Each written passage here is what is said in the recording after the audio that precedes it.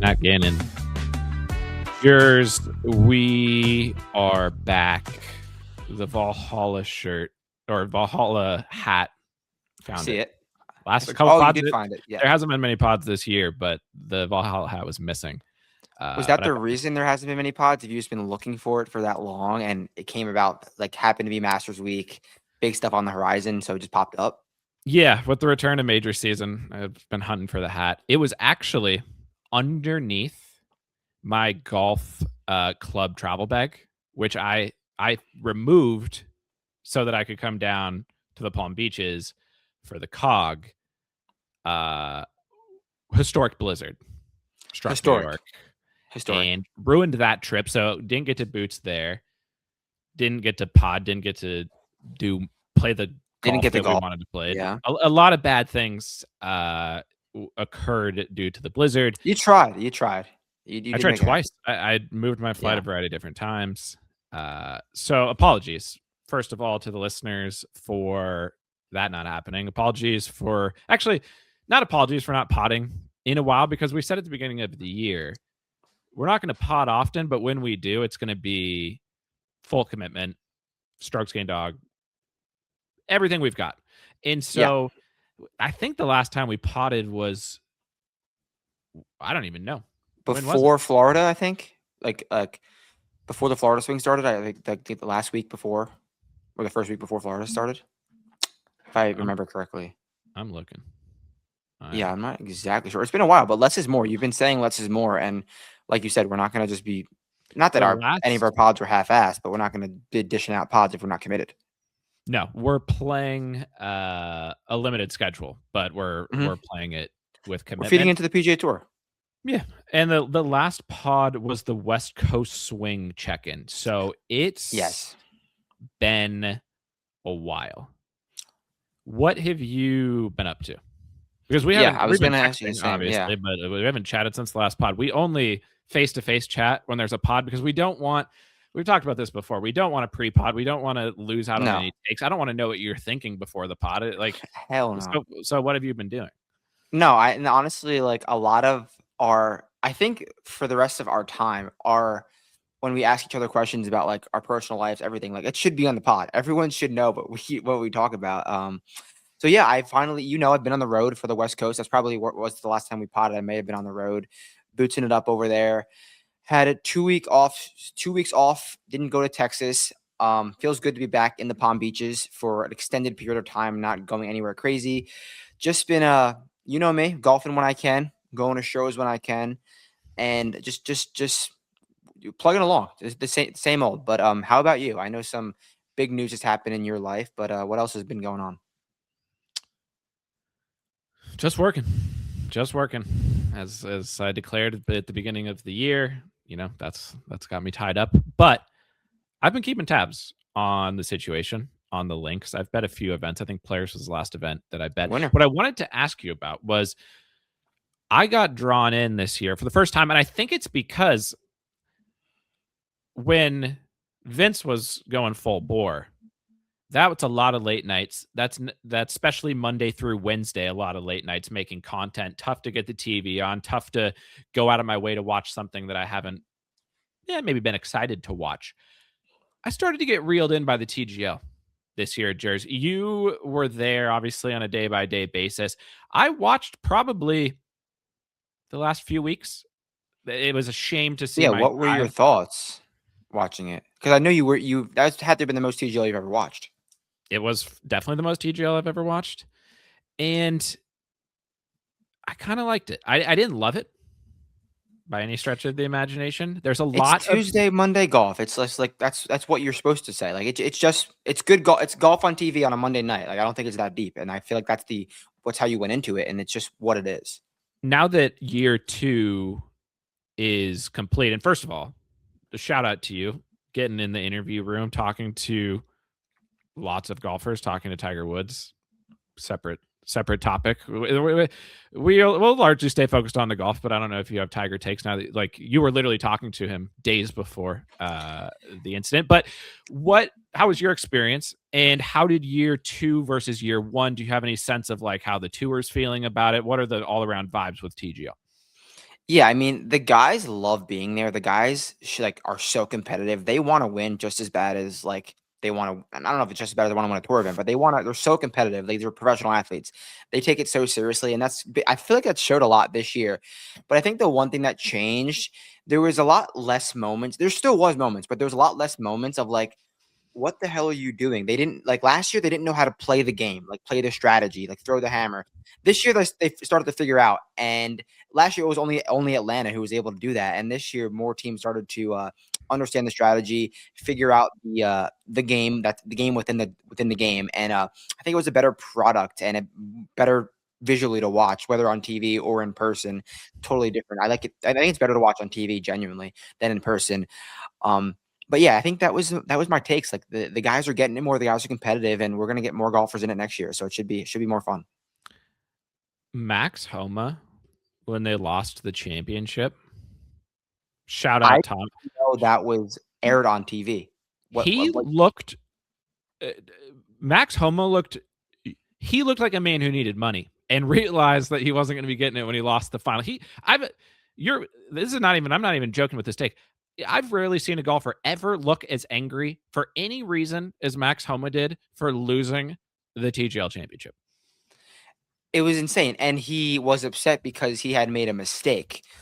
But still, like it was insane how upset he was, and I don't know how much they showed, but there was some clips of the media center also on Sports Center because they had to fill air because they had 4 hour window and they got like 90 minutes, and he was just like looking over there like on his phone while people were asking like Tiger questions. I've never seen anything like that. He was so upset, and when I saw the clip of Marty Smith asking him like, Max, your thoughts on whatever, I thought it was a joke. I thought it was like a joke clip, and he was going to come back in and say something, but he didn't give anyone the time of day. It was hilarious. And I do think the reason I got more into watching it, the wasn't to watch guys hit it into the screen. I still think that like the actual watching them hit is really not that interesting at all. The short game stuff, the green, like that's the cool part. But the coolest part is just being able to hear and like watch the guys interact on a little bit more low key basis than a normal tour event. The actual announcers are some of the worst part. Just let the guys talk. That's seemingly the most interesting part, and add in more like I've also got a hammer take, and I don't know the math. I haven't thought through it enough because I didn't even understand. It took me watching like 3 weeks because I had never watched before to understand what the hammer even like how it worked. Why, when they throw the hammer, I think if it's a push, the team who accepted the hammer should get a point. If you toss the hammer, you have to win the hole to get points. I don't understand. Like it takes away some of the action when the draw just results in nothing. I think if you take the risk to throw the hammer, because a lot of the hammers get thrown when it's like the other team has no chance to win the hole. And then it's like, why are you wasting the hammer when you have like a tap in putt and they have like an 80-footer? It's Yeah, in year one, there was a lot of that where teams were throwing obvious hammers that were going to be declined no matter what, but they were going to win the hole no matter what. So, but this year it was drastic how much better it was in that regard. But it still happened every now and then. So, like last year, they just didn't understand when to throw the hammer because which they should. They're smart, but a lot of guys mentioned like in the press room this year. I give so much more credit to like NFL coaches and like professional head coaches for making split decisions like within seconds. And golf is obviously you have longer time between shots. So can't imagine how quick NFL coaches have to make decisions, challenges, stuff like that. Because they had to decide like, is this a 60-40 chance? Is this an 80-20 chance? Like, is it really the right time to throw the hammer? And so to no one's surprise, Patrick Cantlay was absolutely amazing at that part of the game. And there's like big reasons for Atlanta's success the first two seasons. I know they didn't win. He's just a man of class. He's been spending more time studying how to use the hammer than working on his golf. Without a doubt. Yeah, because I think my point was with where they should get a point on a push is it gets used so many times where the only possible outcome is the team who threw it wins the hole, or it's so clear they're going to win the hole. The other team's like, why would I accept this? More teams might accept that if they could push. Like if you have a 20-foot putt and the other team has a 3-footer and they throw the hammer, you'd kind of be crazy to accept, especially if you're, in the lead or there's really no need. If making that 20-footer pushed the hole and gave you the points instead, I think more teams would accept it. So that if you run that by the TGL. I definitely could because they want us to come in and like do like ask them, give them suggestions, what could change, what was good. So we had one of those meetings, like a summit type deal, and they really liked our feedback. So hopefully we can I'm gonna I'll get that one in. run my Hammer viewpoints through Claude. Yeah, Get some and give me the feedback full there. report, and then I'll pass them along the files. Perfect. I will say final. First of all, if you've never listened to the pod before and you're here for the Masters pod, we'll get to the Masters at some point. Yeah, We don't know at some when. point. To No keep you guarantees. hooked in, or this may lead to more skip aheaders. If you're a skip aheader, we still love you the same, but we're not going to change, especially when we haven't potted in over a month and a half. Who knows how long it takes before we get to the Masters? I will say now in advance, my card is done. My bets are in. We're recording this on Friday, April 3rd. Wow. We'll probably release it on the 4th or the 5th. I have to do this because I'm going to San Francisco on Sunday night. To go to the new Malbon store. To go to the new Malbon store and then go to Coachella. I have been on an NCAA basketball betting heater. So all my money is in DraftKings. And so I want to place my Masters bets through DraftKings so I don't have to bring new money into bet. So I will say I'm going to announce my card here on the pod. I don't think I'm going to tweet it out. You're going to have to listen to the pod to get the card, but it's done. The bets are in. And so for me, this Masters pod's kind of my final Masters content. And then I'm just on standby. Yeah. How are you going to sleep? I mean, at Golf Tips Checker, probably listen to the pod, be the first tally on the sheet. How long did it take you to come up with the card? You don't have to share it yet, but what was the process like? Did it take you a while or was it just pretty straightforward? It definitely didn't take anywhere near as long as a normal Masters card would have taken me historically. It's for the better, I think. Yeah, but I've been thinking about it for a while because I knew I had to go to San Francisco the Sunday before the Masters. Like I said, I've been on a little bit of a heater with March Madness, so I've got a lot of money in my DraftKings account. So I knew I'd need to bet before leaving the great state of New York, heading to the great state of California. So I've been percolating. I was texting with Riss last week. I threw some initial thoughts off of him. I've thrown some names out to you just to get a general sense, but we'll get to it. We'll get to the card. Does that change? Does anything change if Stephen Fisk wins Valero? And this could happen because we're releasing the pod soon. This is Friday. Yeah, the Valero National Texas Open, Bob Mack is out in front, which would prove once and for all that Texas is a national open. Yeah. As you texted me, they have a flag in the logo. The logo. Yeah. We should have known. Should have known. The only names that could win the Valero National Texas Open that would change things for me, Smalley and your Flusher's favorite Flusher, John Parry.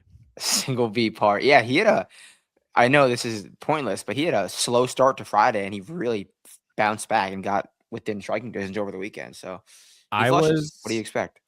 I was close to single B pari at the Valero Texas National Open on the Magical Kenya Open comp. Right. Just purely based off of the rough conditions. That's the only reason. What I wanted to say before I mentioned that my card will be announced here on the pod is that being on the other TGL take that I had was being on the same team as Tommy for any reason. There's a reason he signed with Blackstone. That's a giant corporation saying Tommy is the best leader of men in the world. He wins the world. Like when you watch Tommy on the team, and obviously his boy Jay Rose is there, but even when they were playing with Collin or Teagues, like I think I could do anything if Tommy was supporting me. Like I mean, everyone's heard that he's just a down to earth guy. I don't know if there's a nicer guy in the world than Tommy Fleetwood. He is so amazing. Day or Tommy Fleetwood? That is a real coin flip, a true coin flip.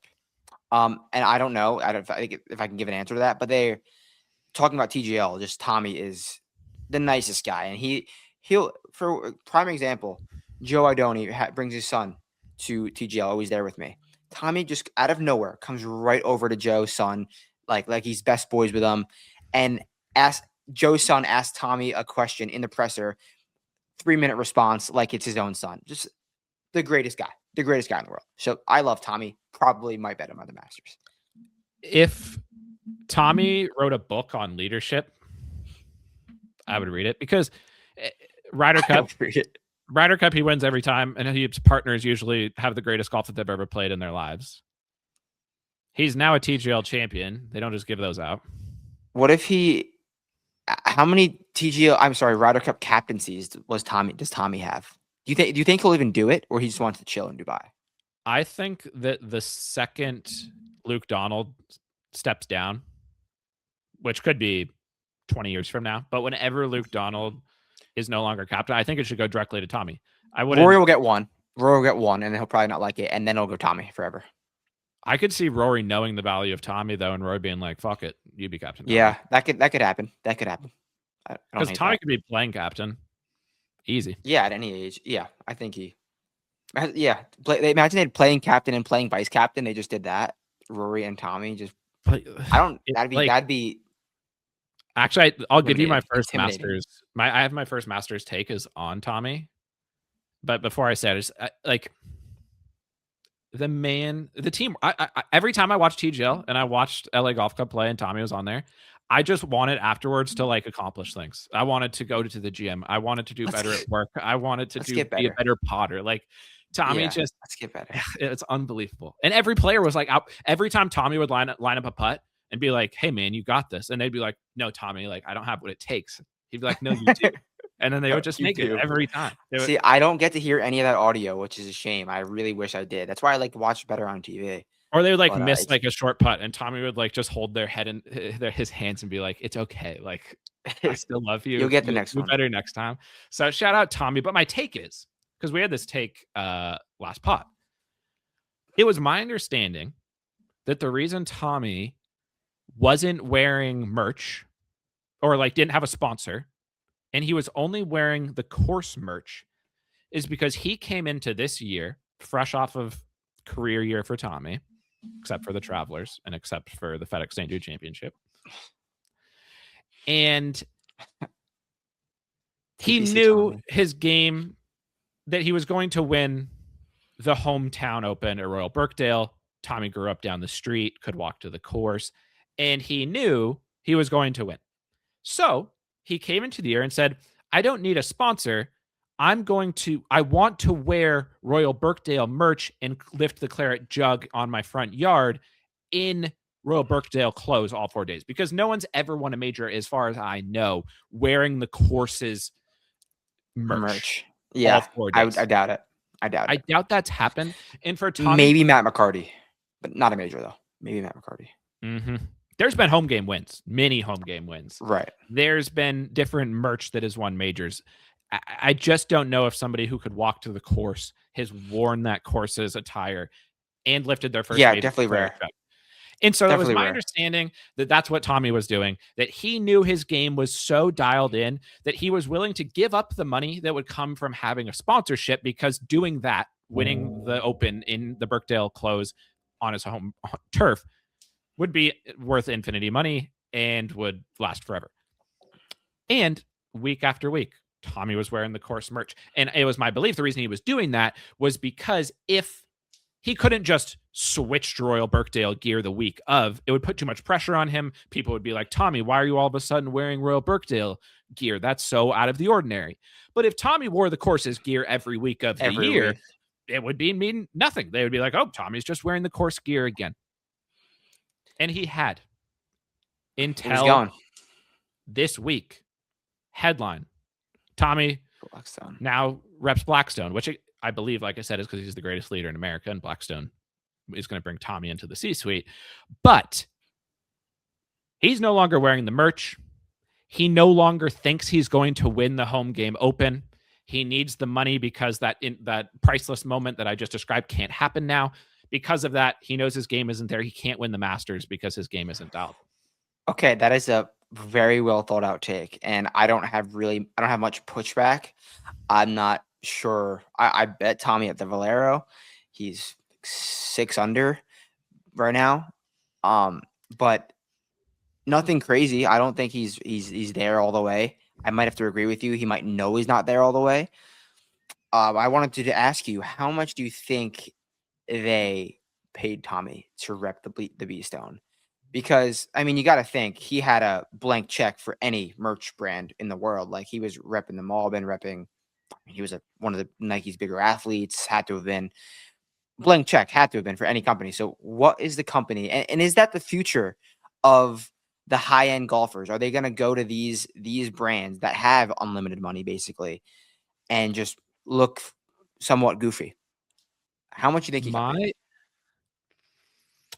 Hopefully they paid him in stock, because Tommy's going to be, if Tommy, because when they get the sponsorships, as people will know, they go and they do these corporate events and they'll talk and inspire. Tommy, can you hear me? Yeah, I can hear you. Okay, I can hear you. I might be buffering on the screen, but you can hear me. Tommy, when he speaks, like, Blackstone's going to be buying so many more mortgages and doing private equity 10x better than they've ever private equity'd before when Tommy gets in there. So I hope they paid him in stock, but he's worth billions, at least. Yeah. I mean, he's a walking ATM, like just Prince T3s at the biggest events in the world, and it's gonna keep coming. And now he's got the Blackstone to, I guess, multiply that. So that and first of all, do I think that the golfers will pass on like merch sponsors for company sponsors? I don't know why they wouldn't. That makes way more sense. Get some random apparel company to make your apparel that no one's ever heard of, and it doesn't matter as long, let's say it's comfortable and is what you want, and then throw the Anthropic logo on there. Speaks for itself. Yeah, I mean that always works. Yeah, I don't hate that take at all, but I did find it interesting. No one would have guessed what it was going to be for Tommy. I really did think it was going to be Malbon, and it just obviously didn't pan out that way. It hurt me a little bit, but we're here. Speaking of Jason Day, speaking as the face of Malbon, you see that's well. So I was going to ask, but two things. One, you never broke this news out of respect, but you told me decades ago that Sungjae was going to Malbon. That is now that exists. So exists. Good scoop, even though you didn't scoop it. Up there with when you didn't tell us Rory had a different driver. At the what event was that? That was at Valhalla? No, it was the US. Was it the PGA?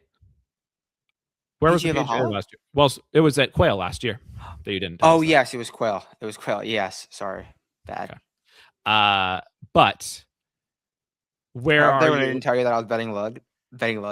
That I've got lots of Lud takes too. Jason Day is wearing a duck hunting outfit at Augusta. Yeah. Where do you stand on that? Well, first of all, did you see what the new line was called? It wasn't that called the Masters line. It was called Birds of Georgia. I love it. Love it. So the absolute flock. I love it. I thought it was beautiful. Go on the website. They dropped the whole line. The seafoam mock neck is absolute class. It's had to purchase it for myself because it looked amazing. I think it looks awesome. I saw Sungjae scripting as well. Thinks he's gonna look awesome. Really would have loved to see Garrett go in the Masters because they're kind of he's not in a little that false swing of second place every week didn't get him in. Right. Because they make him wear some outlandish stuff. The hell? And is he in? I just didn't see it. Maybe I didn't see his scripting. He's probably not in, but I don't understand why winning Corrales doesn't get you to Augusta these days. Yeah, it should. I mean, everyone knows the Hong Kong Open gets you there. I saw another one of those things for the Open qualifying, and it was like second place at like some Australian event. You're in. And there's one Corn Ferry event where if you win, you're in the Open Championship. Like the Argentinian. Argentinian. Yeah. The Argentinian. Shout out Justin Suh. Justin Suh won it last year, and like he was just at the Open last year. It's like okay. It's sponsored by Visa this year. All-Star Doherty. Oh my God! Won. Yes. The Barstool guy. See you at the Open. Also, I will say I don't get to interact with them as much as you do. Jason Day remains the nicest guy in the world, mainly because of his Australian accent. It's Yeah. he could tell you the worst news you, but like Tommy will inspire you more. I would follow Tommy into battle more than I would follow Jason Day. But if I needed to hear the worst news I've ever heard, I would want You want to Jason hear Day from Jason to Day. deliver it to me. I think that's the perfect way to assess their levels of niceness. I agree. Okay, I'm going to tie in a Masters take that I have to some tournaments that have happened since we last potted, including one with a gentleman that you're high on and used to blacklist but didn't, following Cam his Young? performance off of the tee at when did you unblacklist Cam Young? I think it was it after Travelers? No, I don't remember. But No, I blacklisted him. I you blacklisted him blacklisted him at the BMW at BMW Castle Pines when he missed the first fairway. But you declared before Wyndham, when you bet him to win there, that you had unblacklisted him. Right. I don't remember. Oh, I think it had to have just been like a one-off top 5 before then. I'm not exactly sure when it was. And I think the change of the caddy, which is what we're gonna talk about this when we get to the players. You Awesome. were high on the caddy change because, as we've said a million times, Cam Young hated golf and hated his life. Golf. And then ever since the caddies, vibes have changed. Big vibes have changed, and I feel like we noticed that together right away when they were together. The vibes were so much higher. Like one of his boys from college, yeah, and Cam Young's life seems to be awesome now. Like, there it is. I wish I had that. It's like one of the most jealous things I have. We found that in the grass, in the rough, yeah, special. So yeah, Cam has lost weight in the last year and has pep in his step. Has like two or three kids now, I think, and new caddy. Players champion. I've never been a CY guy, mainly because he just never would win, but people were always hyping him, and we knew that he hated golf, and I couldn't get, and I felt bad. I genuinely, you could just tell, and the take behind this take isn't, I think it's legitimately true. We've seen him. His dad's his coach. He's lived at a golf course his whole life. He's been a golf prodigy. He is a golf prodigy. The results weren't where he wanted him to be. So much pressure to be this player that his skill set sport. And we've seen him at Boots so many times. Like that's one of the things that could stand out at a Boots is you can just see the guys who take it as a job, and that's the middle ground. But there are certain players who just don't look like they're enjoying their life, their job. Everybody could, whatever job you have, that's the reality of it's their job. He looked to me as somebody who just felt the pressure, hated it. Yeah. And for him, strange though.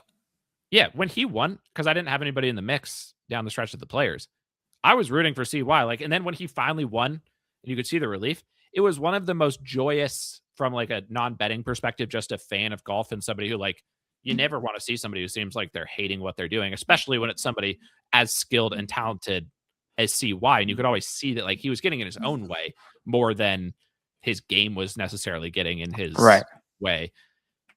The vibes changed, and the future is brighter than it could ever possibly have been imagined. I thought it was so good that he did it on 18 after hitting the longest drive in the history of TPC Sawgrass hole 18. I was in the water when he hit it. I was like, that's too far left. It wasn't. Yeah, it's too far left. Oh, I just carried it by 30 yards. Just unreal. And I know it was obviously downwind, but just nuts. Way cooler than JT's winning drive on 18, even because that was just a stupid decision that JT did, just like everything else in his life. But yeah, shout out Cam. I mean, he's gonna be. Do you think he's gonna be most tipped at the Masters, or is it gonna be Lud? Okay, so this is what the take I was going to give. So I think the biggest difference of this, because over the last few years, the Masters has been very top heavy. I don't have to explain that to anybody. The last check the Twitter thread. Check the Twitter thread. Can confirm. Rory. Shout out Pincerix. Scottie. Rahm. Scottie. Shout out Data Golf. I've got their Data Golf rankings right here. 3rd, 2nd, 1st, 2nd when they won those Masters. And because of that, the odds of the winner have been very low. I don't know exactly what Rory, Scottie's, Rahm's, and Scottie's odds were, but they were not above 20-1. They were probably below, in the 12 to 10 below to 1 or below range. And I think people have rightfully gone into Masters thinking the pool of people who can win is down to like just these very top guys. And we've seen that the last few years. But that's not always been the case at the Masters. There used to be some more random people who would win from time to time. But the last 4 years, it wasn't rocket science to say that who the top guy was coming into the tournament and who should kind of be the favorite. Because Scottie in 2022, when he won, before he won in Phoenix, he won at Bay Hill, and he won the match play. RIP to the match play. Disgrace. 2 of those, actually in 3, because it's been a signature event before, those are effectively signature level events. The signature events didn't exist until a couple years ago. But let's just say that's 2.5 signature wins for Scottie in the short period before he won in 2022. In 2023, with Rahm, he came into the Masters having won Century. It wasn't a signature event, but it is a signature event. He then won Amex, and then he won Riv, which again wasn't a signature event, but is a signature event. Yep. Then Scottie, 2024, before the Masters, Bay Hill Players wins. Obviously, signature events, big events. Last year, Rory, Pebble, Players, Masters. This year, no one comes in with the background of signature event wins that the top guys who have won the Masters have the last few years. And we'll talk about those guys. We'll talk about why that may be the case. And I'm not saying that one of Scottie, Rory, Rahm, Bryson is going to win. I'm just saying there's not as much of a clear form in the big events. They're winning the big events. They're winning the Players. They're winning at Bay Hill. They're winning wherever. Now, what I want to do is go through the list. There are some guys who stand out as who have played well in those events, but they're not the big names that are Scottie winning every time, Rory winning every time, Rahm winning every time, Xander letting whoever. It's just a different Masters entering. I feel the vibe is different. Again, not saying that those top guys can't win, but why wouldn't we think there's more opportunity this year for one of these not big name guys who's been playing well in the signature events to win? So I guess we're not calling Live South Africa and Live Singapore big events because someone has came in winning back-to-back events and have a decent track record around Augusta, hits the ball a long way. I've been in for years. Okay. So that am I in this year? Well, that's all I can say because you're right. As podsmen who aren't biased to one tour versus another, except now we're out on Live because they didn't return to Merida. Yes. You have said for multiple major years in a row that the Live players can't win majors, that you're not going to bet them. They're off the card. They're with the chart. They're not happening. I overlooked that in my spiel that I just gave there, only focused on the PGA Tour events. What's the state of the union on it? Can the Live golfers win the Masters? So that they can, those would be the golfers, Bryson DeChambeau, Rahm's one, who come in with the most kind of winning form of the top golfers, but they're also playing like against 4 people. And so I will say, I just wanted to bring it up and address those events. I will also say that no, the Live golfers cannot win the Masters. They cannot win the majors. They could win one major, I think, per year, but they cannot win the Masters. That's my hill, as always. But I just wanted to basically address your stance on those 2 events because there's, I guess, one guy who's came in winning 2 events, and that is the man, the myth, the legend, big man. I will say, and I've said this, we're not changing our takes here. I've believed the Live golfers can win. I've bet the Live golfers in the majors. I've started to come around a little bit to your take, but where I was coming around was the 3 rounds versus the 4 rounds and playing like serious golf tournaments. I think if you were looking for a reason why the narrative could shift, they're playing 4-round tournaments now. The vibes, obviously, in South Africa and Australia were pretty sick. I didn't watch much. I watched none. Didn't watch any, but I saw the highlights, and the highlights looked pretty sick. And golf in South Africa, I'm always for as a DP loyalist. So that was great to see. I will say that if Bryson wins the Masters, I'm not going to bet him, and I'll explain why in a bit. He would count as continuing the trend of the winner coming in with big wins. He's the only golfer who can continue that trend. I don't think he's going to, but for this trend, he would count. He'd be the only one I would count. No, I think that's a fair take. I think that is a fair take because he has won twice leading into it. Has been prepping. Has obviously wants it more than anybody, I would say. But yeah, I'm just gonna stand true. I think that the golf is getting so unserious on Live. Like even though it is 4 rounds now, it's unwatchable, and that also might just go hand in hand with I've been going to Tin Roof Del Rey a lot less, so I've been not watching. That is the only place in the world I do watch Live. Everyone knows that. So maybe I'm just not watching enough. But from what I have seen, it's been not really the same. I mean, AK's wins. Here's the AK's win was sick. The results on Live this year at Riyadh. Rahm finally won, right? One of the events. Yes. You were not on a single bullet, but Elvis Smiley, that's a legitimate win because Elvis is the truth. Serious golfer. Thomas Dietschy first round leader, I think that event. As he should have been driver, but there's no more driver putter event than that. Did you see Rahm building a golf course in Poland? Is there going to be lights? There should be. There should be lights. It looked very sick. He took the money from winning Under the Lights last year and said, I'm good. I'm good.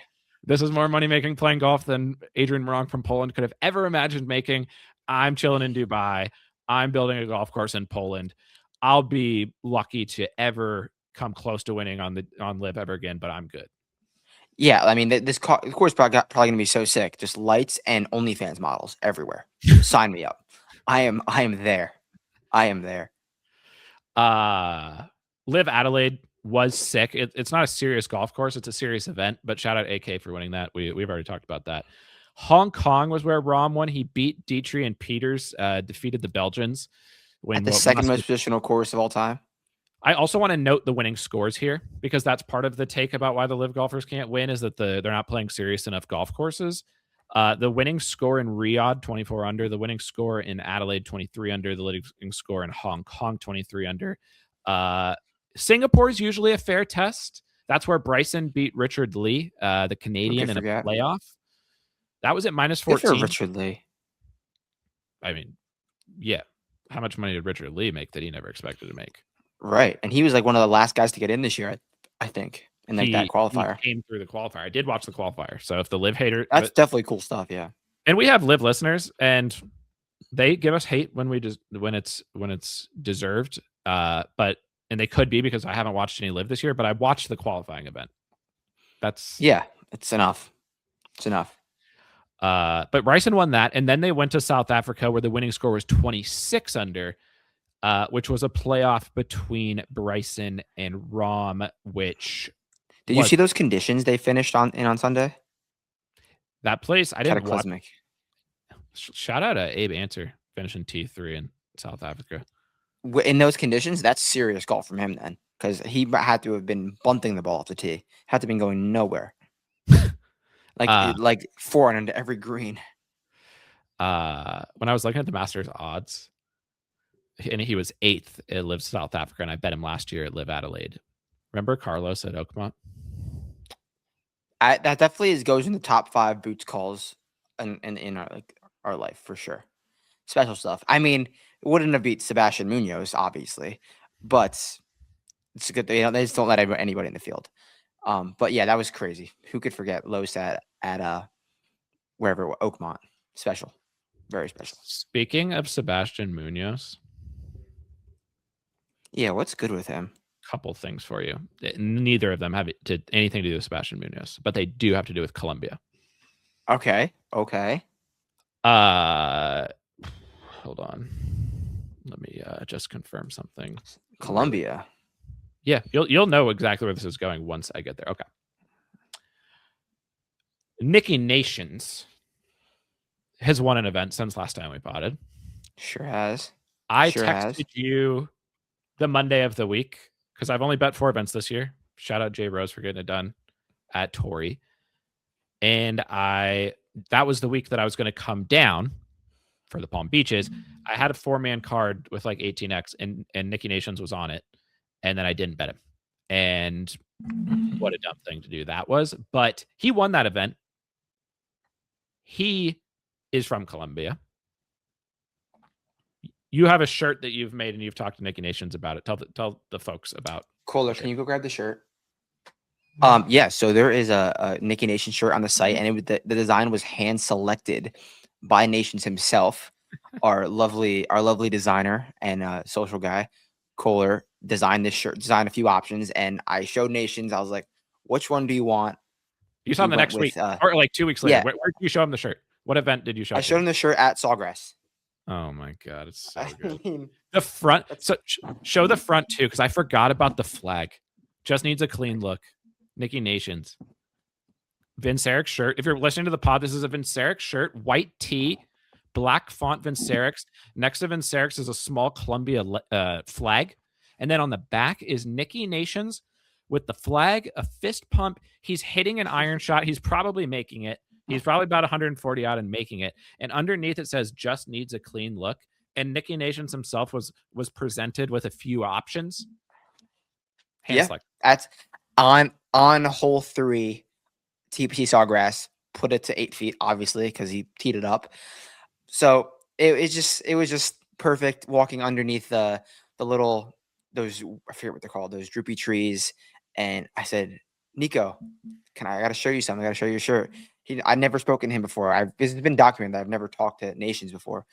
And he was like, I introduced myself. I was like, my company, we got some merch, and we're going to release these. Do you care? Do you mind? Do you like any of these? He's, oh, this is so cool. I like this one. And I showed him the front designs. You want the flag on the side or underneath? He goes, right next to it is perfect. What size are you? He said, large. I said, I'll get you one at Hilton Head. So that shirt is not mine. This is Nation's shirt. Hopefully the entire Echeverria family we need shirts down the site. That would be a great get like 5 signed that we sell on the site. I mean, maybe we give away to the listeners, at least one. We should have a giveaway for a signed Nation shirt. Ooh, that is a great idea. That is a great idea. All right, we can maybe mark that after this pod or after going into Hilton Head. If you've never listened to the pod before, first of all, welcome. And probably there's no one who's never listened before who's listening, just the OGs. Yeah. If you don't know who Nicky Nations is, it's Nico Echeverria. I don't know where we came up with the nickname Nicky Nations, but it's been that for a while. And people know it. Like, I will say when Nations is playing good, people are commenting on the performance of Nations on Twitter. I'm glad you've now talked to him and shared the shirt. Like, I knew he would always love the nickname, because why wouldn't Nicky Nations like the nickname? But like, now he knows. It's special stuff. He'll have clean looks at Augusta. He's not going to win, but the odds on I bet him at Augusta last year. But then he won the par 3. Then he won the par 3 contest last year, which is the cleanest of clean lies that you could ever get in the history of the world. Obviously, my like I said, my Masters card is done. But if Kalshi or Polymarket launch the par 3 markets, you can bet those from anywhere. I'll be in the par 3 markets, and I think it's a compelling, because the thing about this is another Masters take. This is going to be a seamless transition, unlike anyone's ever seen. I haven't caught it in a month and a half, but unless I forget where I'm going, which can happen. So happens. If I lose, I'll be disappointed. Not only am I a believer that this year it's more open because none of the big names outside of Bryson winning Live South Africa are coming in with big wins, more than one big win, especially. Augusta is for bombing now. You got to hit it far. Justin Rose almost, because he's Justin Rose, pulled it off last year. But to me, the Masters has become, how far can you hit it and how good are you around the greens?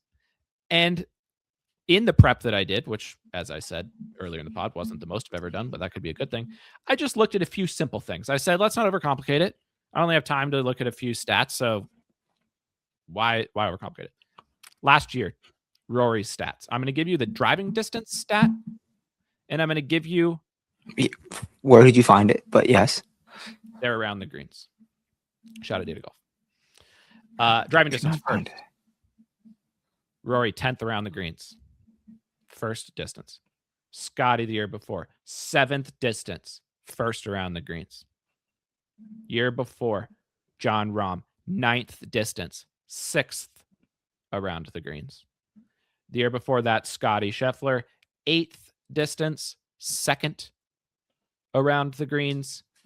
And the year before that was when Hideki won. He'd be the one who would be, but he was 4th around the greens. So if you're not going to do it If you have distance and around the greens, you're in that small pool of people that I think can win. And if there's going to be somebody who breaks that, they're going to do it still ranking highly and around the green. So, like, yes, it's a second shot golf course. Yes, the slopes. I think it's going to be firm. And one thing I will say with the distance is you have to drive it within the ballpark, or else your distance gets thrown off because you're like off the planet and you're not getting the roll. So you can't just be literally hitting it off the planet. You need some accuracy. And there's guys who are like not the longest hitter, but they're in the top 20% who, if they hit it straight, can get a little bit more distance. But this ties back to Nicky Nations, because Nicky Nations is going to have clean looks on every hole. He's going to have irons on every hole, but he's going to be so far away and the greens are going to be so firm, the weather looks good, that I don't care if you're the greatest iron player since Ben Hogan. I need distance at Augusta. I agree with you. And I remember last year, when I was at Augusta for 35 minutes, my one takeaway outside of the angle, the camera angles and stuff, my greatest take was that I thought the iron play was like the most important thing, and that's going to be the greatest separator. And while that is true, it is nearly impossible to get those iron looks or have realistic iron looks without distance. So Justin Rose put on a special display, but just looking at all of the and the putter too. But looking at all of those stats and trends for the last X amount of years, it's the guys who are posting the good approach numbers are doing it from distances that the rest of the field is not. So in order to even have chances to separate with approach, what you need to do, and you have to be really good, you have to get that step one complete with the driving distance. Exactly. So that's where because you're right that last year Rory was first in approach. But second or third greatest approach performance of his career due to the distance.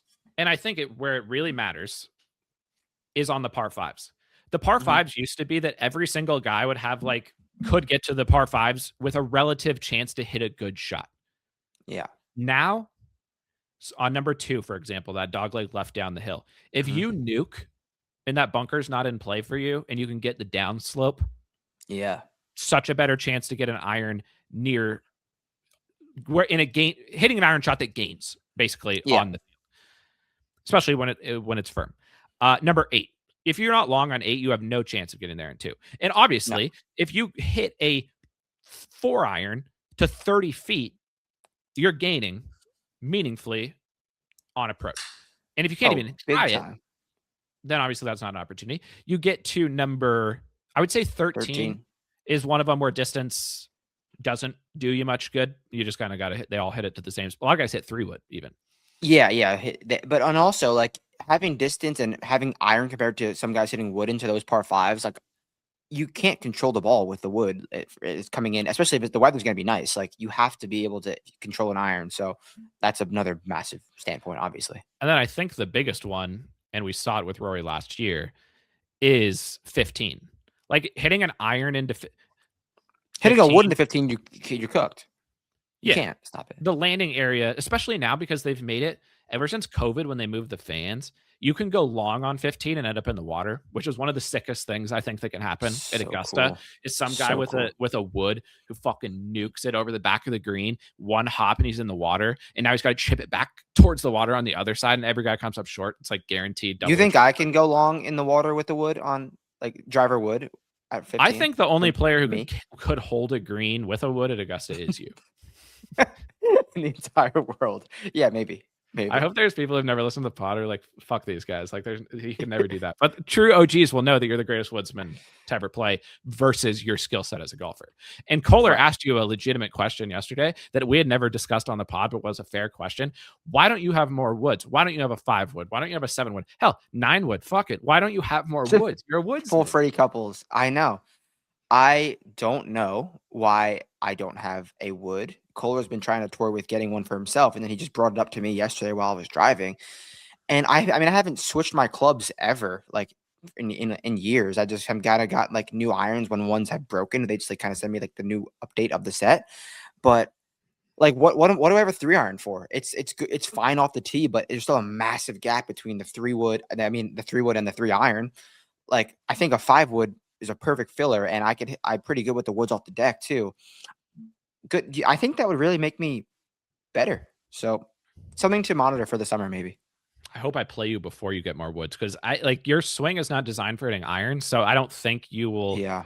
ever be a good iron player. It's designed for woods. So if you switch out and are hitting more woods per round, it would be a concerning thing for me from a competitive standpoint.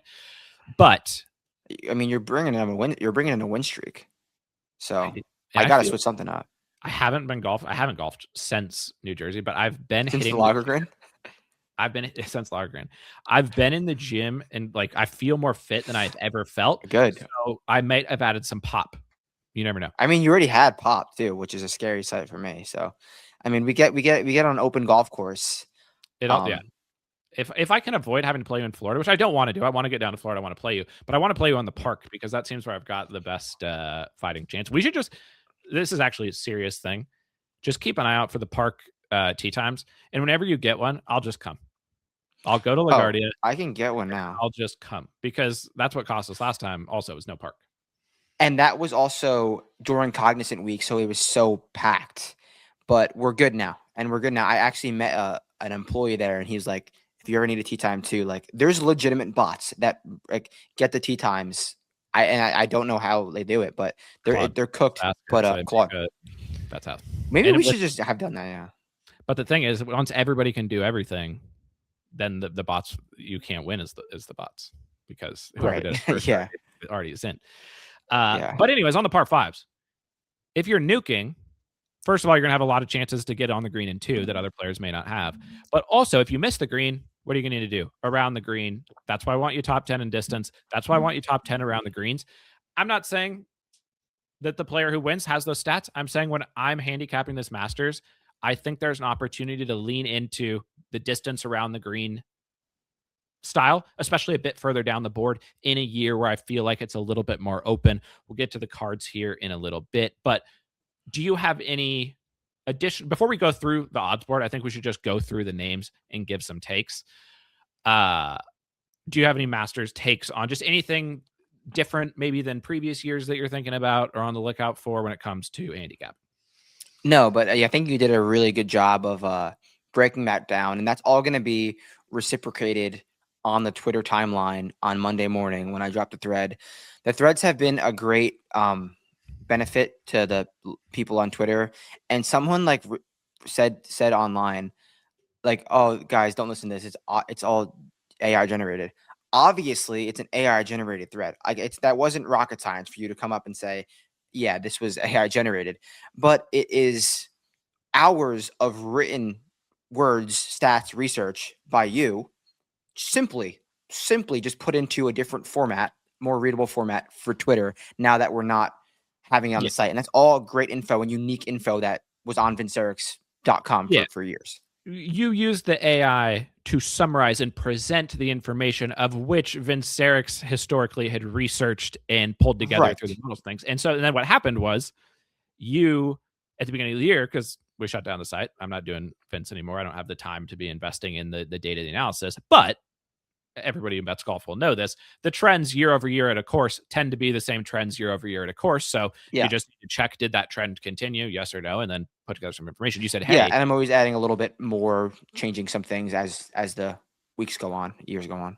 Exactly. And you said, hey, send me the previous year stuff. So now I sent you the course previews from the year past. You summarize it, you put it on Twitter, and I agree. I've been seeing it. I myself forget because I'm not going in the weeds. I'll read the thread. It'll get me up to speed. And then you continue to post over on ShipIt.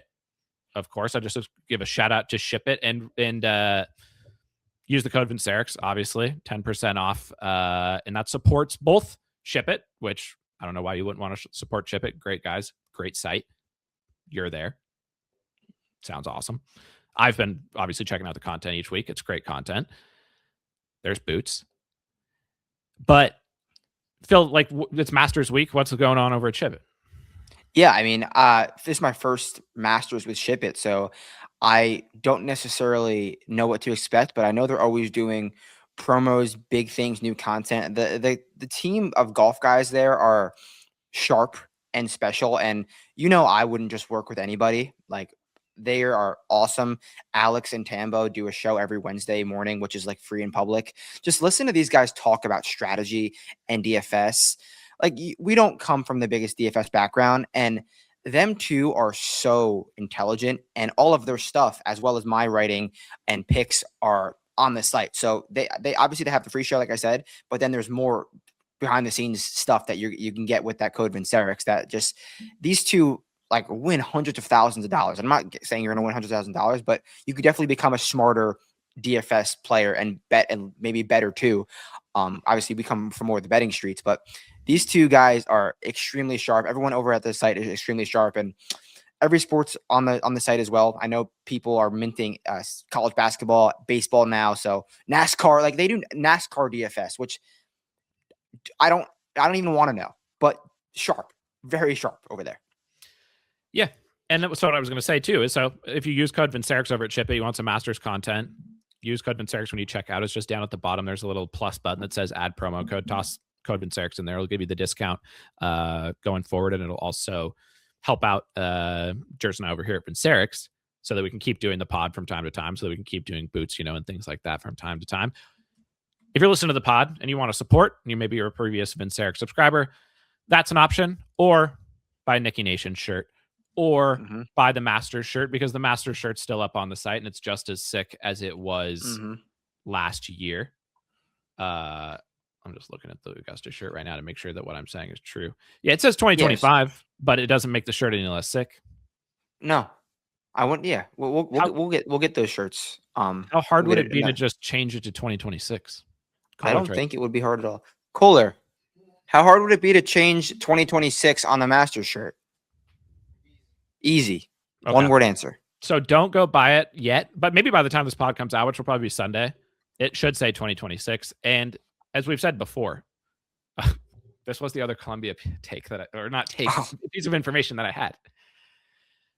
As we've talked about before, last year, I went to Coachella during the Masters. There was an earthquake after the Masters. If you listen to the pod, the party favors, it's all there. So and since then, we've talked about how if I'm not going to Augusta, which I've never been, I hope to go someday. I don't know when that will be. If I'm not at Augusta, I want to be at Coachella weekend in the Palm Springs, watching the Masters, and then going to Coachella when the Masters ends for the day. So special. You already get work off because you're taking it off for Coachella. So then you have Masters off. It's perfect. And I didn't know this because last year going into the Masters Coachella weekend, my girlfriend at the time, now fiance, had booked it. And I was thinking, this could be a problem. This could be a problem. Be a real problem, because I thought, we'd have to go early to Coachella. It wasn't. It was perfect. We watched Rory next to the pool. Even my fiance was like screaming out loud, how could Rory make bogey on 18? What is he doing? Like, please, we need to go to Coachella, and please, Rory, like, you need to win. Her friend has the Master shirt. Not even a fan of Vincerix. Like, she knows Vincerix because of me, but like, this lady has nothing to do with golf or sports, anything. But she clean shirt. The shirt's so clean that she loves it. She has the shirt. And so I didn't realize this until yesterday.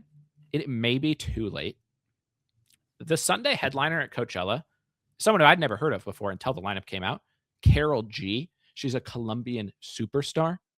Wow. I bought yesterday on Adidas a Colombia bucket hat. It's a World Cup bucket hat they happen to have, so it worked out perfectly, that I'm going to wear on Sunday after the final round of the Masters, after one of the people on my card who I'm going to list off wins the Masters, or Scottie wins. Scottie will probably win. God. And I'm going to rock this. If I was wearing the Nation shirt, you might have to just get one out today, and hopefully it gets in. Mine came in a week. When are you leaving Sunday, right? But damn, that's unfortunate. That would have been, because last year on Sunday I wore the Vincerix. I forgot what I had worn when I was looking back last year. But that was what I was going to say, is if you're going to Coachella, it's probably too late now. But maybe you're going to weekend 2. I'm going to weekend 1. If you're going to weekend 2 Coachella, get the Nation shirt for Kathy. Get the Nation shirt. Carol G. Is it the same lineup back-to-back weeks? I think it is, right? Yeah, but sometimes they like switch some people out, and sometimes they can't make it. But the headliners will be there. Most looking forward to Jay Beebs, I'll be honest. Beebs is there? Yeah, Saturday headliner. Dude, that is Special. That's gonna be awesome. I've been wanting to see Biebs for like my entire life. I'm a Biebs loyalist. Yeah, me too. Somebody asked me the other day, like, who are you most excited to see? I said Biebs, and they were like, This is your second or third? third, but second year in a row. I went previously Okay. like 5 years earlier. The problem is, not a problem actually. It's usually in like the 80s or 90s at Coachella. It looks like it's going to be in the 70s, which actually will be fine because you That's don't have the good. beating sun. But all my fits were designed around shorts and a t-shirt. I think I might have to wear pants. Well, I mean, you'll be walking a lot, but maybe not. Maybe chilling for a little bit. I think you'll figure it out. But you bring pants, bring shorts. You're gonna be sweating. I got a festival coming up weekend before the PGA Championship too. So I love sweating golf. Same idea. When you're at like a festival like that, just no better feeling. No better feeling. Speaking of the PGA Championship, Not bootsing it. You're not. yeah, and the reason why was because I thought it wasn't worthy of the PGA, but I didn't really know. I gave that take a little off Early the cuff, season. I'll be honest. And then people in the YouTube comments said bad take. And Strokes Gain Dog, I'm obviously going to look into it further. I saw a video of Aronimic from overhead. All I could think about was Philly Cricket Club, and I am officially with visuals backing me up out on the PGA to Aronimic. I'm not sure it's going to count. And I agree with that. I mean, we saw, and I'll be just looking at past leaderboards, guys get super deep there. And this time of the year, if this PGA Championship was in August, different story. But May, Philadelphia, they're gonna go low. Like, they're gonna trick the rough up. Sure, they probably will. I mean, future boots take will be coming, but they're probably gonna go low. And it's a PGA Championship. It's the most unserious. The players tried so hard to be a major, and it wasn't. They didn't quite get there. They didn't quite DLF get there. wasn't a major this year either. Yes, it was. It was 9. It ended at 9.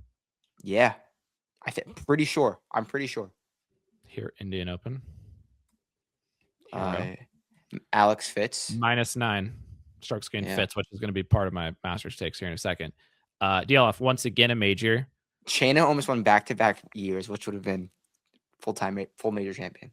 Huge shout out to Akshay for going and getting a major test before Augusta. It didn't work. He missed the cut. He struggled, but Akshay was the only player who said, "Hey, let me go get some prep at a real major." Akshay passed up on playing simulator golf for $9 million to go miss the cut in India, but there was a reason he went there. He went to do charity work with the Prime Minister of India. I don't know if that is secret information, but it's true. He also probably got an appearance a lot of money. Yeah. So I think it's less. I don't think it was that. I don't think it was $9 million though. It wasn't $9 million, and he was clearly the best player on Jupe Life, obviously, except for Tom Kim fraudulent hole in one. Fraudulent hole in one. They need it's. If there had been another, he didn't expect to be in the finals. That's why he probably booked it months in advance. But the real reason he went was to get a major test because there hasn't been any majors this year. That's the other thing. Even the hard events on the PGA Tour, we haven't had a major yet this year. The major is a DLF. And Alex, he definitely wanted to after winning Bay Hill, he's like, damn, can I win in major conditions? I'm gonna go to DLF, which is the only true major leading up to major season. So, I mean, you tried, but then you shoot 41 going out. So it's not for him, which I think it's fine. I don't think Akshay is ready to win majors yet. Long career. Yeah, but yeah, you're right. You win on Kohler's leaning Akshay. Okay, I think lefty. Yeah, and you win a birdie fest at Bay Hill. You need to go test yourself. He goes over to DLF and misses the cut, but we're not going to hold that against him. He's the only guy who did it. So shout out to him. Yeah. The other DLFers who are in the Masters that I can think off the top of my head, shout out Casey Jarvis. He's the only other golfer besides Bryson who comes in with a lot of big victories so far. Yeah, 2, right? Year. A win at the Magical Kenya Open and the South African Open, and a T2 in Joburg and a T13 at DLF. Casey Jarvis, he's probably some serious golf. Shout out, He's definitely close. I've had Casey Jarvis as the next best golfer, the next world number one. 3 years now. Scottie is Jarvis, and it's finally happening. I'm gonna add him to my card. My card was done. I'm adding Casey Jarvis to my card. It's crazy. How many times have you and I bet Casey Jarvis and Jaden Shaper, and then they win back-to-back weeks when we're not betting? Because if we were betting DP this year, we would have 100% bet on those. 100%. Yes, and then they wouldn't. They're very similar players. They wouldn't have won if we bet them. Probably, yeah. But right now, I need to see what his odds are. So also, I'll say this as we get into talking about the players. First of all, Bob's minus 105 going into the weekend at the National Valero Texas Open. That's a huge miss by me not realizing it was a National Open. Yeah. I'm using the DraftKings odds when we talk about the players, and I bet again on DraftKings because I was on the March Madness heater, so my money is in DraftKings. I'm now a normie bettor. I'm not betting every week, so I'm not out there necessarily hunting for the best lines. I don't want to go through the effort of putting my money in 27 different sports books. You should if you're betting every week, but when I list off the odds of these golfers, there's almost guaranteed going to be better odds out there, probably for most of them, especially as the week goes on. But we're recording on Friday. I need to get my bets in by Sunday. So when I read off these odds, I'm talking about DraftKings, but Casey Jarvis is 250 to 1, and he is on the card. I just need to update him so as I go through, I have everything right. He's on the card? Casey Jarvis? Yeah, he wasn't until right now, but I just gave the take that nobody's winning big events, and this guy's winning big events, and he's only 22, and he's probably going to be the best golfer of all time. So if he wins this week, why would we be surprised? He's 250 to 1. And as we've said before, is there ever a bad bet or 200 to 1? No. What would Dunlap Auto bet be? I would say Dunlap Auto would be 20. Do you think he ever plays in the Masters again? They might give him an exemption. They should they should give an exemption. Yeah, because he could go back and be an amateur again. You know how a lot of those people like Colt Knost, they're getting their amateur status back? Why not? Just do it. He only played one. He didn't even finish his freshman year of college. Go back to college, NIL, get dialed again. Luke Clinton needs to do the same. I'm putting in my bet on Casey right now. Hold on just a second. Ooh, looks like some rain's coming into TPC San Antonio. They might not finish this round. Boom. Tragic. Bet is in on Jarvis. Okay. So my card now is officially done. But hashtag card done. Let me get the DraftKings odds up. Let's go down the board. Let's talk about the Masters. What the fuck? Golf, DraftKings. To start, where does Scottie close? That's my question to you to start the Masters talk. Like, what is the best odds that you can get on Scottie on like a normal sports book? Yeah, I mean, you could just use DraftKings as a parameter, but like, where does Scottie close? Because obviously we know these numbers that we're going to talk about right now are going to change come Wednesday morning. So where does Scottie Scheffler close the Masters? Oh, and that's a big thing. It's a big thing too. Oh, Coachella Weekend Masters. I got a concert Wednesday and I got a concert Saturday of the Masters, and one's in New York City. I was gonna ask you to hang out, but you're not gonna be there. Missed opportunity. The Masters is one where the odds change. They reset the odds a lot, and like you can get good odds if you wait longer. But if you're flying from New York to San Francisco and you've got money in your DraftKings, you have to bet by Sunday. The odds aren't so bad that it's not worth doing. And we've said many times before as well, and this has evolved, I'm a recommender of a 15 to 18x card now if you're betting golf on a weekly basis. Recently. Like, not this week, I've been swinging those. I think it's legitimately impossible to win long term with a card below that. The odds are getting worse. You're right. Like 3 years ago, they weren't like this. But the Masters doesn't count. You can have a 2-to-1 card at the Masters. Like mixing at the Masters and watching somebody in the mix is priceless. So even if you literally just get your money back plus like $1, it's fine. So don't worry. Like the numbers, don't let them get in your head. And I actually think if you're an every week bettor, I used to think opposite of this, and I'm biased now because I'm not an every week bettor. I'm a layman. Why not just say like ROI doesn't matter to Augusta? It's not that important. We want to sweat. We all just want something to live for, and like that will give you something to live for on that Sunday. So I agree. I think the best odds that you can get on DraftKings, and we've talked about this before, DraftKings now just tosses in the third and fourth decimal points. So it's not just round numbers anymore, which is sick. The best number you get on Scottie is plus 470. That's going to be my. Oh, it's 470. I thought I saw 410 earlier. Currently Scottie is plus 410 on DraftKings. Where I think the maximum gets to on DraftKings Got you. 4. Actually, I'm going to say plus 475. Plus 475. Understood. I think is the best number you can get on Scottie. What do you think? I'll say 5. I'll say 5 on DraftKings. 525. DraftKings specifically 525. And then on a bet online or a there'll be a 6, a rogue 6. If you're slinging it offshore, yeah, you can get something better for sure. But yeah, I think on DraftKings, and I think like we're common men potters. I've placed many a bet on the offshore books, but now that I'm a layman, the effort of like putting my money into an offshore book, Bitcoin, I'm a crypto supporter, so I'm not gonna like hate on it, but it's annoying. More annoying than just clicking one button in DraftKings and connecting. Shout out fintech. Shout out the tech. Shout out fintech. Massive.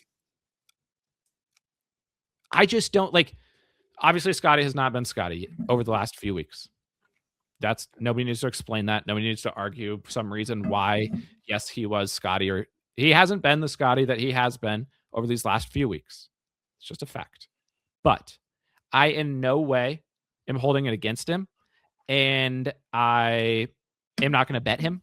I'm going to take on Scottie, but would you bet Tony if he wins this week? Probably exacta with Scottie, Tony Scottie. Okay, but I don't really have a take. I'm not going to sit here and say Scottie can't win. I'm not going to bet him at the odds that he is. I think I would bet Scottie. I'm not even give a Scottie take because it's going to be wrong no matter what. Scottie, he can win. Anybody saying he can't win, I would strongly disagree with. Where do you stand on Scottie? I think this is like the most open, and I think the strategy is, I think we can actually be confident with building a card. Like I think it's like a range of, or what's the range of despair guy can realistically win this week, and as good as of a chance have we seen in the major in how long? Like I feel like a long time, right? Do you agree with that? Range of despair guy could win. I think I'm going further down the board. Actually no. Okay. That's not true. I've got somebody in the range of despair. Well, even then, like when's the last time a guy like what was the longest major winner recently? Was it Harmon? No, JJ Spawn. Oh, Spawn. Okay. Spawn and Harmon. Hardest golf course of all time. Yeah. What was it? Yeah. Okay. Fair. But I think this is the most open and the most confidently open. I'm going to Scottie Rory exact. From an openness perspective, it's more of from what I was saying earlier, where I don't think anybody's coming in as hot as the clear, like number one guy until you proved me wrong with Bryson, but I have other Bryson takes. What I will say about Scottie, where I think I'm more in on Scottie than you are, and I don't know what the world's consensus is on Scottie, and maybe this isn't true, because if I was more in on Scottie than the consensus, then I'd bet him at plus 410. So I don't even think I can declare that. So maybe I'm neutral. I think the argument for why he's being overlooked would be what I said about distance and around the greens. I think Scottie fucked up his swing by chasing distance over the offseason. His iron swing specifically. We've seen his distance numbers were trending up earlier in the year. We talked about it at Amex when he was nuking into oblivion. And we talked about Scottie moving from positional bomber plus to positional bomber plus plus. And I don't know if he needed to do that. We didn't. At the time, I thought, oh, Scottie's nuking. This is going to be great because now you add distance. I think it messed up his iron swing a little bit. And I think the stats back it up. His distance is up. His iron play is down. But his short game is saucier than it's ever been. Mm-hmm. And Scottie's so smart. That's the other obvious thing about the around the green stat is if you bone yourself, like we said, if you nuke it into the water on 15, you're chipping back up the hill. You need to be in a smart position to take advantage of your short game, unless you're Cam Davis. Obviously, unless you're Cam Davis. And it's a shame that he won't be here this year, because he got that exemption 2 years ago, one of our greatest calls. But Cam Davis is always live at Augusta. That's one thing that Cam Davis is always live at. But he's now like Scottie used to be. OG Scottie was driver putter. Yeah, short game. He's my comp. And then when he first started to play a lot better consistently was because the iron play came in. But if you look at the run up of Scottie into his first Masters win, He was just nuking off the tee and then having spike events with his short game, and then finally the irons came around for a couple of heaters. Scottie's been probably practicing harder than anyone's ever practiced golf. Had to be over the last few weeks. He has to be perplexed that he doesn't win every time. Now that I think about it, I actually think the fair odds on Scottie are lower than they are right now. I think he should be like 3-1. I'm not going to bet it, but I think he's being overlooked. That's my official stance now. I've talked to myself. I think that is fair, and I'm actually surprised that you're you haven't gone to him, because I thought you were going to go to him every time he was like 3-1 or longer. Yeah, you're not good at dying on hills. But I'm not good at dying on hills, and it's going to cost me this week. Why don't I just bet Scottie? Why don't I cash out my card and just bet Scottie? I'm not going to. I'm not going to. I'm going to. No. But this guarantees a Scottie victory. Me going into the year being disciplined. I've only bet 4 events. I took on Scottie at the Players, which, to be fair, would have been the right thing to do. But Hideki was nowhere close to winning. At some point, I'm going to pay the price for not listening to my plan. And I think like we said, the week that it feels the most open, it feels the most open. Rory's not playing his best. Scottie's what he is. Now we get the dual forecast that we've never seen before. Now it happens now. So what are the odds? Can we get a 50-1 on that? I think that is a fine number. Scottie, Rory, 1-2. Yeah. I don't know if you. I mean, I think the fair odds would be 50-1, but I think the sports books. It's probably like 25-30. It's probably like -400. They're like, you really want to bet Scottie, Rory like 1-2? Yeah, you really want to do it. Have fun with that. Okay, speaking of Rory, I almost said at boards. Did it? Oh, yeah, Rory finished 4th, and he was trending, and he made it like a double on like 10 or something. Yeah. Ports. I get so many reels from Ireland. You don't even understand. I watched. That's so funny. I watched one Ireland video where there was like this cool Irish song. And I think I watched some highlights of when Ireland qualified or tried to qualify for the World Cup. RIP Italy. They need Francesco Molinari to coach the team. Eduardo, sorry. Why doesn't the Italian national soccer team get Eduardo involved? He's Ryder Cup in statistics. Great question. That's their problem. If Eduardo takes over as like general manager of the Italian national soccer team, they're back. They're winning World Cups. They're having parties and drinking red wine late into the night. But they can't because they don't want Eduardo involved. I actually do need to, after we get through the Masters, hear some like your World Cup takes because it's coming around. It's coming around. Yeah, so. Who knows if we pod again before the World Cup? I hope we do, but you never know. Yeah, we'll touch back on that. Imagine that the thumbnail is Masters and World Cup preview. Wait, it could be. Why can't we do that? If we talk like for another 35 minutes about the World Cup after.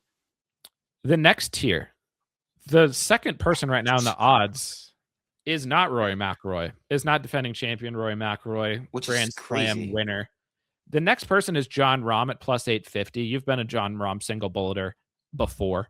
Rory McIlroy is longer odds than Jon Rahm at +1025. And then Bryson DeChambeau coming in with more meaningful victories than anyone. The skip aheaders are going to be like, what the fuck are these guys talking about? Live loyalists. And then they go, if you listen to the pod, it's like we're actually shitting on Live. But you proved us wrong. Bryson's hotter than anybody. Yeah. Who's the best? If you had to only bet one between Rahm, Rory, and Bryson, since they're all going to seemingly end up in that second tier behind Scottie, which is surprising because Rory's been that number 2 guy, I think, over the last few majors outside of a bomber course. But this is a bomber course, but people don't talk about it like that because sometimes Bryson sneaks up higher in the odds. Which of those 3 you can only have one at this? It's Friday, so this can change. But who would you say? Rory. I'm going to go with Rory. I mean, he's not coming off of a great Players Championship, but I think he just putts so poorly at that Players Championship, and he's been hitting the ball decently after that. Like I know he had that back thing at Bay Hill, but he's taking time off. Like we know it doesn't matter what his pre-master strategy is. I feel like he's fine, and I feel like he might tell us if he's not. So as long as that goes okay, like he feels okay, I think it's Rory's would be my second guy. What about you? I think my Rory take is that which he will. Rory obviously he will give a press conference. I would need to hear Rory's press conference because if he's not always he's avoided it before. but it's defending champ. They're gonna make him talk. Yeah. Shout out Le Bernardine. It's on his menu. It was a great menu. It was a really. It was a good menu. Rory. It was a good menu. Rory low key is a Manhattan loyalist. Rory loves Manhattan. Like he is here after he lost the U.S. Open. He did the walk on the High Line, and nothing pains me more that I was mere steps away. I could have been walking the High Line and seeing Rory the day after Pinehurst walking solemnly on the High Line in New York to get his thoughts back. His would menu have been special. Shouts out the city. So shout out Rory. Shout out the Champions Dinner. But I would need to listen to the press conference, because if Rory's in the press conference and it's solemn Rory, like, hey, I've won the Grand Slam. Nothing matters anymore. I care about winning at nice golf courses. I've already won here. And I think that's what we got proven at Pebble. Once Rory's won at a course it's a nice course, it doesn't mean as much as like winning at Shinnecock. I have Rory at Shinnecock. That's where I think the moment in the sun, because of his New York ties, because he needs a new golf course he hasn't won at. So because of that, however, the only thing that could change that's my current position. The only thing that could change that is Rory presser, where he goes, hey guys, remember when I said I only care about winning the Ryder Cup? He just did a whole video on it too with fried egg, and he talked about that we were on that take, and he admitted it.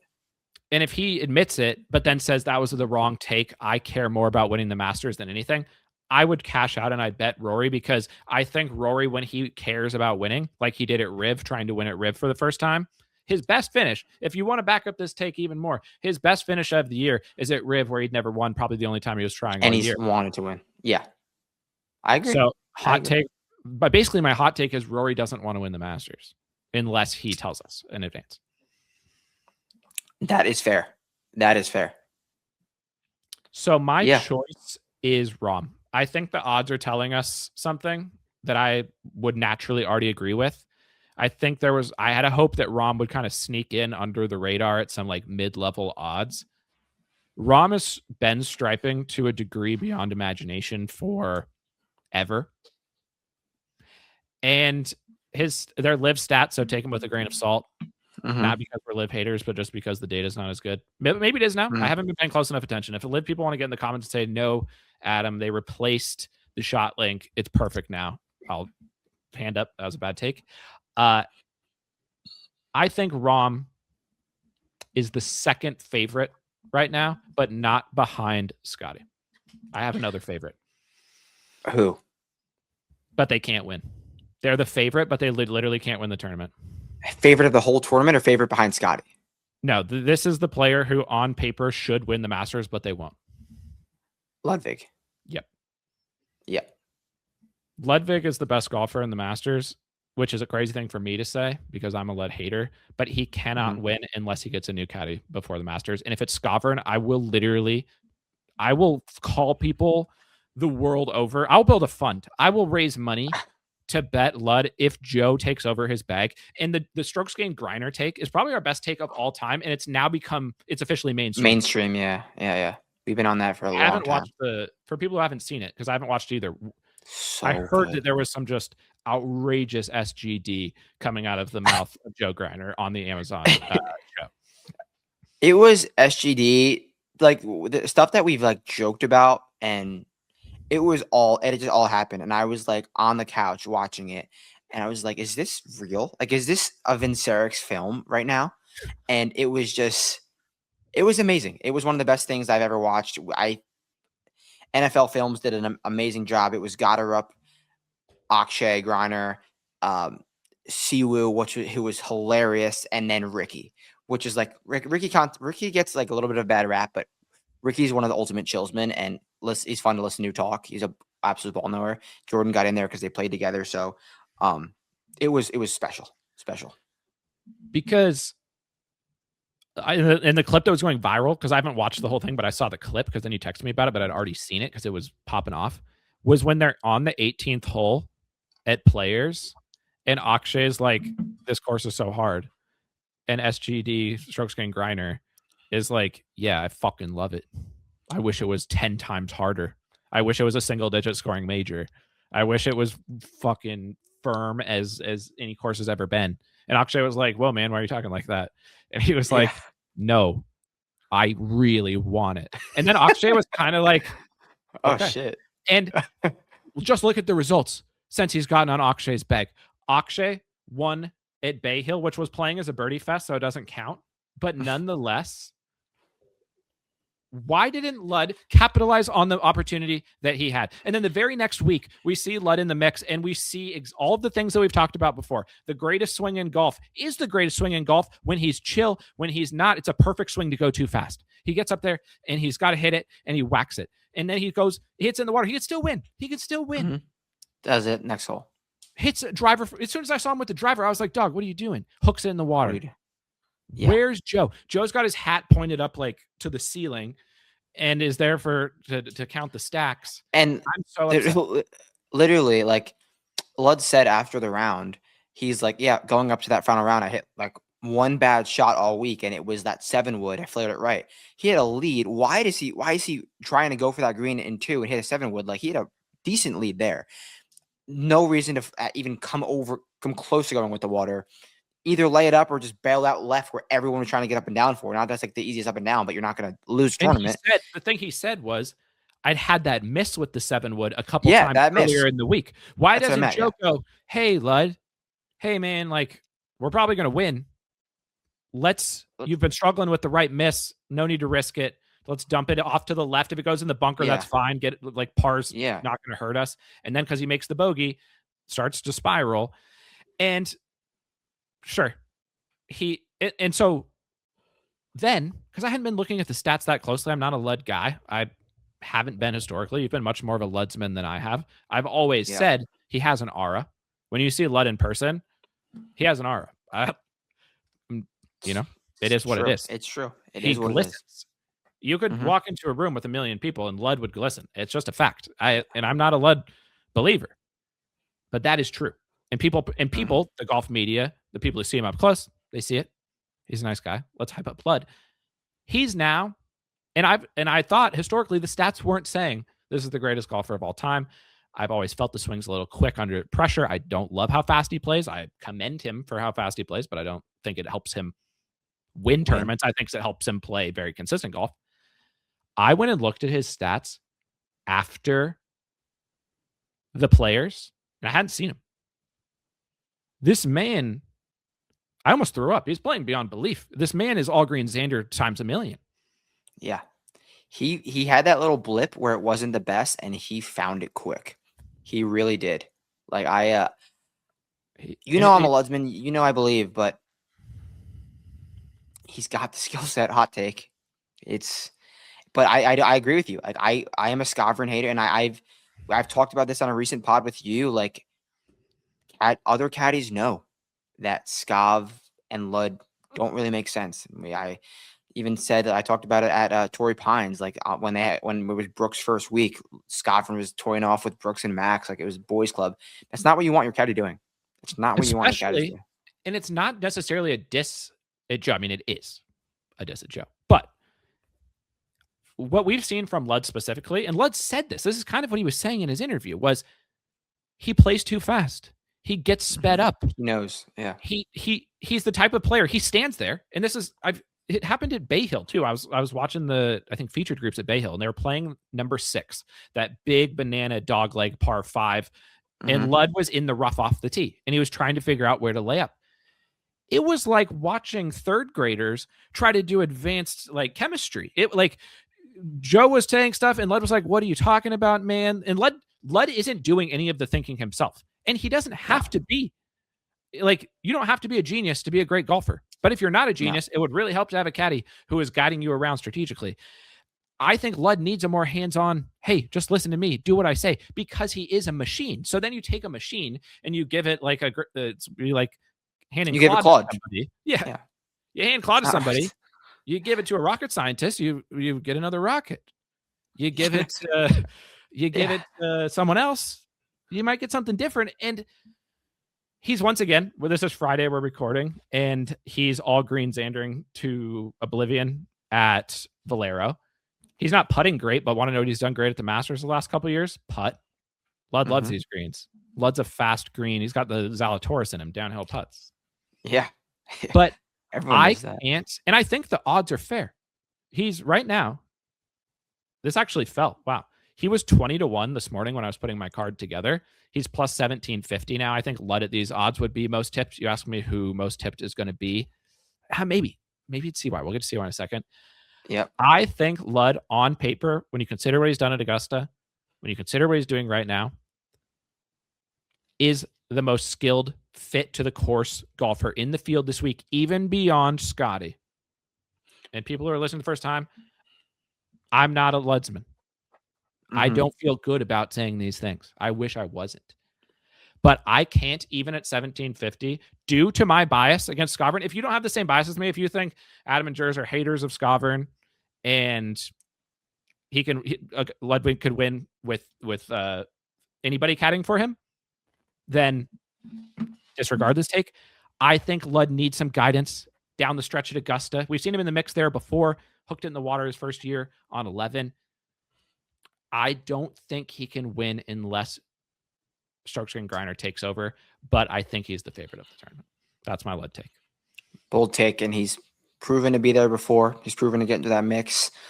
Yeah, I do think my final scent is that I think it's a formality that him or Cam is most tipped, most popular bet, and that could work at Augusta. The chart's been doing nice this year. I mean, I haven't been doing good. Chart's been doing good. So, yeah, I don't think it's that deep. I think it's Ludwig makes sense. He's done it here before. He's Xandering. He's all green Xandering. Especially when the rest of the top when the top is not. Yeah. But if he does win, I will switch from being a love hater to believing that he'll never lose again, because if he can win the Masters, people afterwards, if Lud wins, they're going to say, Adam, this was a terrible take. Skovron won the Masters. I'm going to say Lud would have won the Masters by 100 more strokes if Joe wasn't on his bag. So if Lud can carry Skovron to a Masters victory, I will not rescind my take, but it will make me extra a believer. I'll switch from a skeptic to a loyalist overnight, but unfortunately I can't get there from a betting perspective this week because I just don't think he can do it with Joe. That is fair. That is fair. Is he under consideration for you on the card? No, not really. Not really. I don't think so. And with the chart is continuing to outperform you. Are you still out on the chart? Yeah. It's a season-long thing. I'll die in my roots. I'll live my roots. I dialed it back a little bit, so it's way less stress, which is good. And we've kind of both taken that route to like be a little more chill with it this year.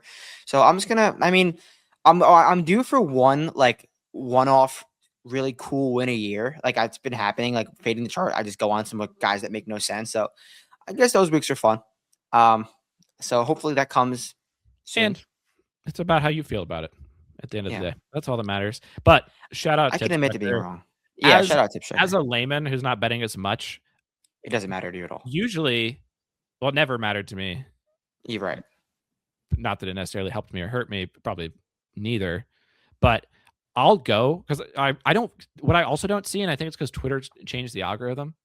I don't see a lot of the content during the week. Like I see your stuff. Yeah. But then I go on the weekend and I look at the chart and I see who on the chart is in the mix. So shout out to That's cool. Checker. And if you're only betting the Masters, if you're like, hey, I just want to bet the Masters, I will stand here. I know, and maybe you'll agree. Just betting who's number one on the chart, there's way worse. You'll mix. There's way worse things to do than just saying trust the chart. I'm a full supporter of the chart, and get over and follow Golf Tips Checker. And if you don't have time to research, tail the chart at the Masters. I don't necessarily agree with that every week. There's certain tournaments where I would definitely disagree. Masters. But I guess the question is how is the chart done historically? If Tips Checker is listening, I'm sure he'll share. If the chart historically at the Masters has been random guys in like the range of despair, then I'm out. I'm only in if it's like a Lud or a CY as number one on the chart, or a Rahm, or someone who can actually win. Yeah, no, I think that's a fair take. And the chart at the majors, I mean, the best golfers play good in the majors, so it's fairly obvious. So you got your first pick in. I'm gonna bring on Kohler, give his pick. I have a player's bathroom situation in Airbnb. So just you saw me drinking 64 ounces on the pod. And then when you get all right, back, Kohler, this will give you time too, because Xander's next, and no one will know more. All right, So Kohler's gonna bring on his pick. I don't know if he's ever been introduced on the pod, so give him an introduction and here you go. Are you gonna give him your AirPods so you can hear me? Okay, yes. There's a switch occurring if you're listening to the pod, and if you are, huge shout out for listening to the pod. Hour 35 in, Master 6. Kohler, rocking the Malbon. Adam, seamless transition. How's it going? I think Jersey's right. We've talked about you on the pod hundreds of times. This is the visionary behind all the shirts that we were talking about earlier. He's going to be updating the 2025 Master Shirt to 2026, and please go buy one to support Kohler, me, and the Vince Eric's team. Jers mentioned you're an Akshay believer this week, but you, first of all, describe yourself as a bettor. You're very much a layman's bettor. You're not betting every event. You're just obviously consuming the content. Give people a little background on just your golf betting, and then deliver us your pick. Yeah, I would say I'm definitely not a serious bettor by any stretch of the imagination. I probably I'll bet the majors, and I'll bet most of the signature events. I think I might have skipped out on one or two. Quick question. Who would you consider your best winner of all time? Like, which one do you most hang your hat on? It's probably Gotterup this year, because I remember talking to Matt prior to the start, and he told me that Chris Gotterup is either winning the tournament or getting cut. And that was good enough for me. He did not put Gotterup. No, at Waste Management, okay. I meant to say. So Matt didn't have him on his card, but that's the info that he fed me. And I'm like, you don't really have to convince me to bet Chris Gotterup. You know, Jersey guy. Matt and I both grew up in the same area. So I am certainly partial to Gotterup, and that was great. I almost want to give money back for that win after that little debacle in the playoff and on hole 18 with the crowd situation for Decky. So I felt bad about that, but honorable. That's noble. Matt owes many a bet back that he refuses to accept that he needs to return. So for you to come here on your first pod and declare that you would give the money back due to the Hideki crowd situation, some of it, not all of it, but some of it. That puts you technically ahead of Jers on the year with winners. So this is the most important moment of the pod. Who is do you have a card? Do you have just one pick? What's the state of it? What is it? So I've done zero research, and like I said, I'm an unserious bettor. I don't have a card. I was just perusing some of the lines, only Hard Rock because this is Florida. Thanks to the Seminoles. So my card as of right now is probably going to be Akshay. I think he's at 50, and Chris Gotterup. So I'm going to bet both those guys. I'm just going to keep going with my guys. They haven't really done me wrong this season. Yeah, keep going. Oh, and then down at the bottom of the board, I was looking at like a Nicky perpetuity number, and I see Max is at 150 to 1. Max Homa. Obviously he still isn't fully back from whatever horribleness. He was second place at TGL. They don't just give away T2 second place finishes at TGL. So that is true. Akshay is 65, and this moment is perfect because I've given out one of the people on my card so far, which is Casey Jarvis. I added him live during the pod at 250 to 1. I've got Gotterup on the card. Yeah, see? So people are going to not bet Gotterup because you can't win the Masters in your first Masters, and it has only happened Matt said way back in the day.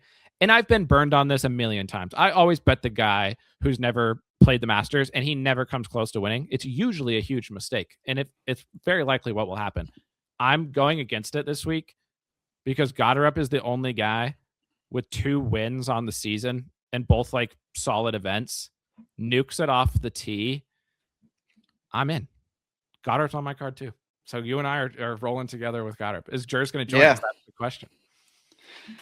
I don't know. He has his hills that he dies on. Like, can't be Chart. He said this round can't be someone who's making their debut this year. So I'm not sure that he's going to follow in our footsteps, but we could only hope. I mean, I don't know if he's going to be a true Jersey guy if he doesn't bet Chris Gotterup at the Masters. If Gotterup wins the Masters and you and I are on him and Jers isn't, that would be tough for him. a true moment for sure. But I'm glad to hear I like the no research layman's bets because I think it's just a more like sometimes when you're in the weeds every week, you can get lost in the weeds. And so it gives me that's a boost. I feel and you've hit Gotterup before. So some could argue that you're a whisperer. Yeah, this might be true. Also, Matt owes me another bet because the week of the Genesis earlier this year, he told me not to bet Jacob Bridgman because I said, I read the Boots report and I actually just didn't understand the context. He said, it looks like how he was hitting at Pebble on Sunday. And I thought that was good because I didn't really watch the final round, but I knew that he finished well in the standings overall. But I was going to bet him, and then Matt was like, don't bet him this week. He looked bad, and then you saw what happened. But it would definitely be a victory lap if we hit Chris if we hit Chris and he doesn't. First of all, that is brutality because Bridgman was like 90-1, I think, that week. But it will give me confidence then if you and I are on Gotterup and Jers isn't. So I hope that he's not. And I'll get finished with this for you, a Bridgman take, because I didn't realize it in the time. And I wish we had done the pod the week after Genesis. But what Jers was describing in that post that you just mentioned was on 18 at Pebble. Bridgman was like in third place and he was in the second to last group. And Collin was in the group behind them. And Collin was like, all he needed to do was he needed to make birdie on 18 to win. Bridgman hit it into the ocean off the side of the hole, but he was like down in the rocks and he thought he could hit it up onto the green. Long story short, it took him 45 minutes to decide if he was going to like hit again. Meanwhile, Collin is standing in the fairway needing to make birdie to win while Bridgman is just doing this. Bridgman then won the very next tournament. If you stall the leader of the tournament for no reason other than to benefit yourself on the final hole of a signature event at Pebble when everyone's watching, that's developing dog. And we just didn't know it in the moment. He probably developed so much dog in that moment of just like not giving a fuck. And then he wins the very next week. I wish I would have thought about it. But you did. You could have had him. Yeah, I wouldn't say I thought about that, but going off that story, it definitely shows that he could sit in that discomfort. You know, he's really taking his time with things and he's not worried what's going on around him. Even if he's not in contention to win anymore, I think that's pretty funny. I could see how that develops some dog. Kohler, you have been a hero to the Vince Eric's team with the shirts, with the vibes. Finish off with the Nation shirt. Give yourself a pat on the back. The Masters 2026 shirt. What should people be on the lookout for over on the site with your shirts? So I know you wanted to just update the number on the back of the shirt. I am certainly interested in exploring a full redesign. I mean, it's not gonna be straying from the vibe of the Masters and the first major aesthetic, but I think that's something that you could keep your eyes out for. And first of all, if the powers that be at Augusta are listening, first of all, give us media passes. Second of all, we're not making a Masters shirt. We're making an Augusta shirt that just happens to be being given out around the same time. That's compelling information. And I think we're going to have to leave the listeners on edge. They're going to have to go over to the site. They're going to have to follow us on Twitter to find out what's happening. But a redesign, it could only be special. So let's talk about it. Let's talk about it. That's exciting news. Anything else? Or is Matt still in the bathroom? What do we got going on here? So I had one question. This might be maybe a little bit more long-winded, but what do you think the general story is of this Masters, considering last year it was, can Rory get the monkey off his back? Is Scottie going to, continue his dominance? Because they were both hot going into this event last year, but those two top dogs aren't really in the mix as much as they were last year. Is it the Ludwig show? What is the main story of this Masters? So what we were just talking about before you joined on was that I think Lud is the favorite for the tournament, but he can't win because Skovron's his caddy. So I do think like the Lud story is one of them. A low-key story, this is actually the next golfer we're going to talk about, and this is Jers's guy. I think one of the sickest things that could happen is Xander wins, because that would give Xander 3 majors, but not the US Open, which is the same as Scottie. Scottie has 4 majors because he has 2 Masters, but he also doesn't have the US Open, which would then lead to both Scottie and Xander at all future US Opens going for the Grand Slam, which would be pretty sick. And if Xander won the Grand Slam before Scottie, it would be beyond belief and pretty sick. So that's like something I've got my eyes peeled on that I don't think like a lot of people are probably talking about, is that Xander's a Masters away from being a Grand Slam away, or US Open away from the Grand Slam. CY being good at golf again. Heater after the Players. I think that's interesting. And then just I'm a Brooks guy. Are you a Brooks guy? Have we ever talked about this? I don't really have any strong opinion on Brooks. Not anti-Brooks, not that's pro. Fair. I think Jers is a little bit of a Brooks hater, if I'm being honest. I've been a Brooks guy, and I don't need much to get like reeled in on Brooks. I think how Brooks has been playing, which is just okay, not amazing, but like solid enough, except for the last tournament. I think there's a little buzz around Brooks, and that's part of one of the stories too, of like, oh, Brooks switched tours. He's playing a little bit better. If he gets in the mix with like Rahm and Bryson, a live versus leaving live battle, that could be pretty sick. Yeah, I was looking at that Brooks number, and I mean, I haven't been paying too much attention to him, and I know he did poorly the last time around, right? Is that you're referring to? His last tournament, Brooks, yeah, he missed the cut, I think.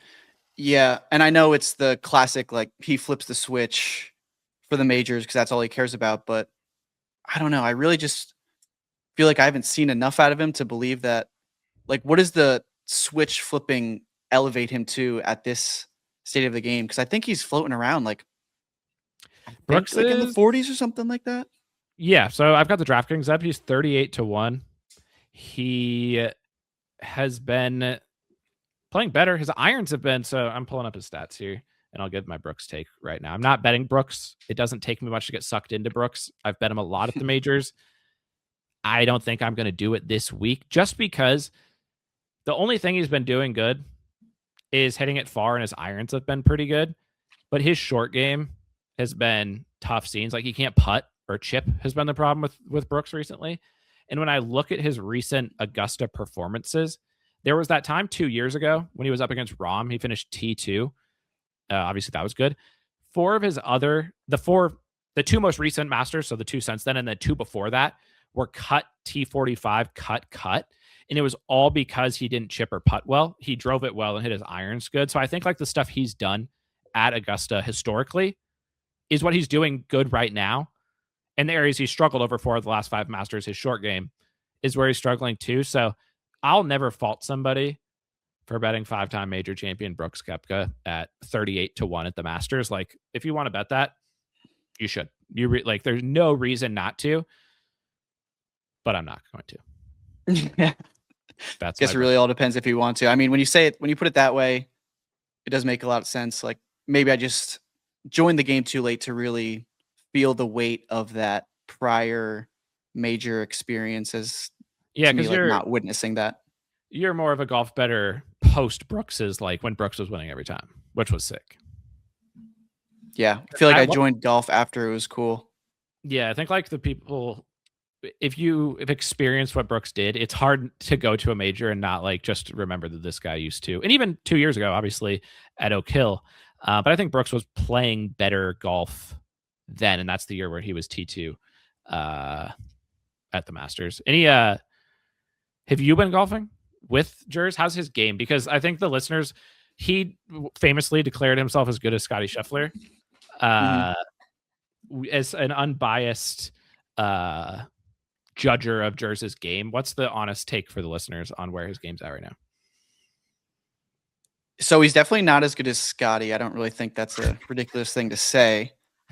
He actually even claimed that I am better than him now, which is also ridiculous. He's saying he's a 12. I'm around a 19 right now, but I would say my irons, like mid to short, might be a little bit more dialed than him, and putter, that's always like a day by day type of situation, but I've seen him play better before. I certainly have. he is a little wayward off the tee with the big stick. And I remember I brought up this question. He told me that he told you about the 5-wood situation because I've been thinking about getting one. And I'm like, as a woodsman, why does Matt not have a 5-wood? Like, I've seen him try to hit the. He wants to have like a tour bag. But even the tour players now are using woods, and he's woodsman. So I agree that he needs to become a woodsman. Right. Well, he needs to fully lean in because I've seen him try to hit that 3-iron off the deck too many times, and he probably gets like 1 out of 5. And we call it the draw club, but a lot of times that's hooking. So, his state of the game, it's undecided which direction he's going in right now, but he's kind of bouncing back and forth. Kohler, it's been a pleasure. Are you sticking around, or where are we going next? Is George back? I'm about to. Yeah, he's back. So I'll switch off. I appreciate you having me on for the first time, and absolutely fun. And ladies and gentlemen, Kohler, the face of the merch at Vincerics, and currently a better this year than Jers actually cost him Jacob Bridgman at the Genesis. So, Kohler, thank you for coming on. Good luck this week with the content, and get over to the site to check out the shirts. And here comes Jers. All right, thank you, Adam.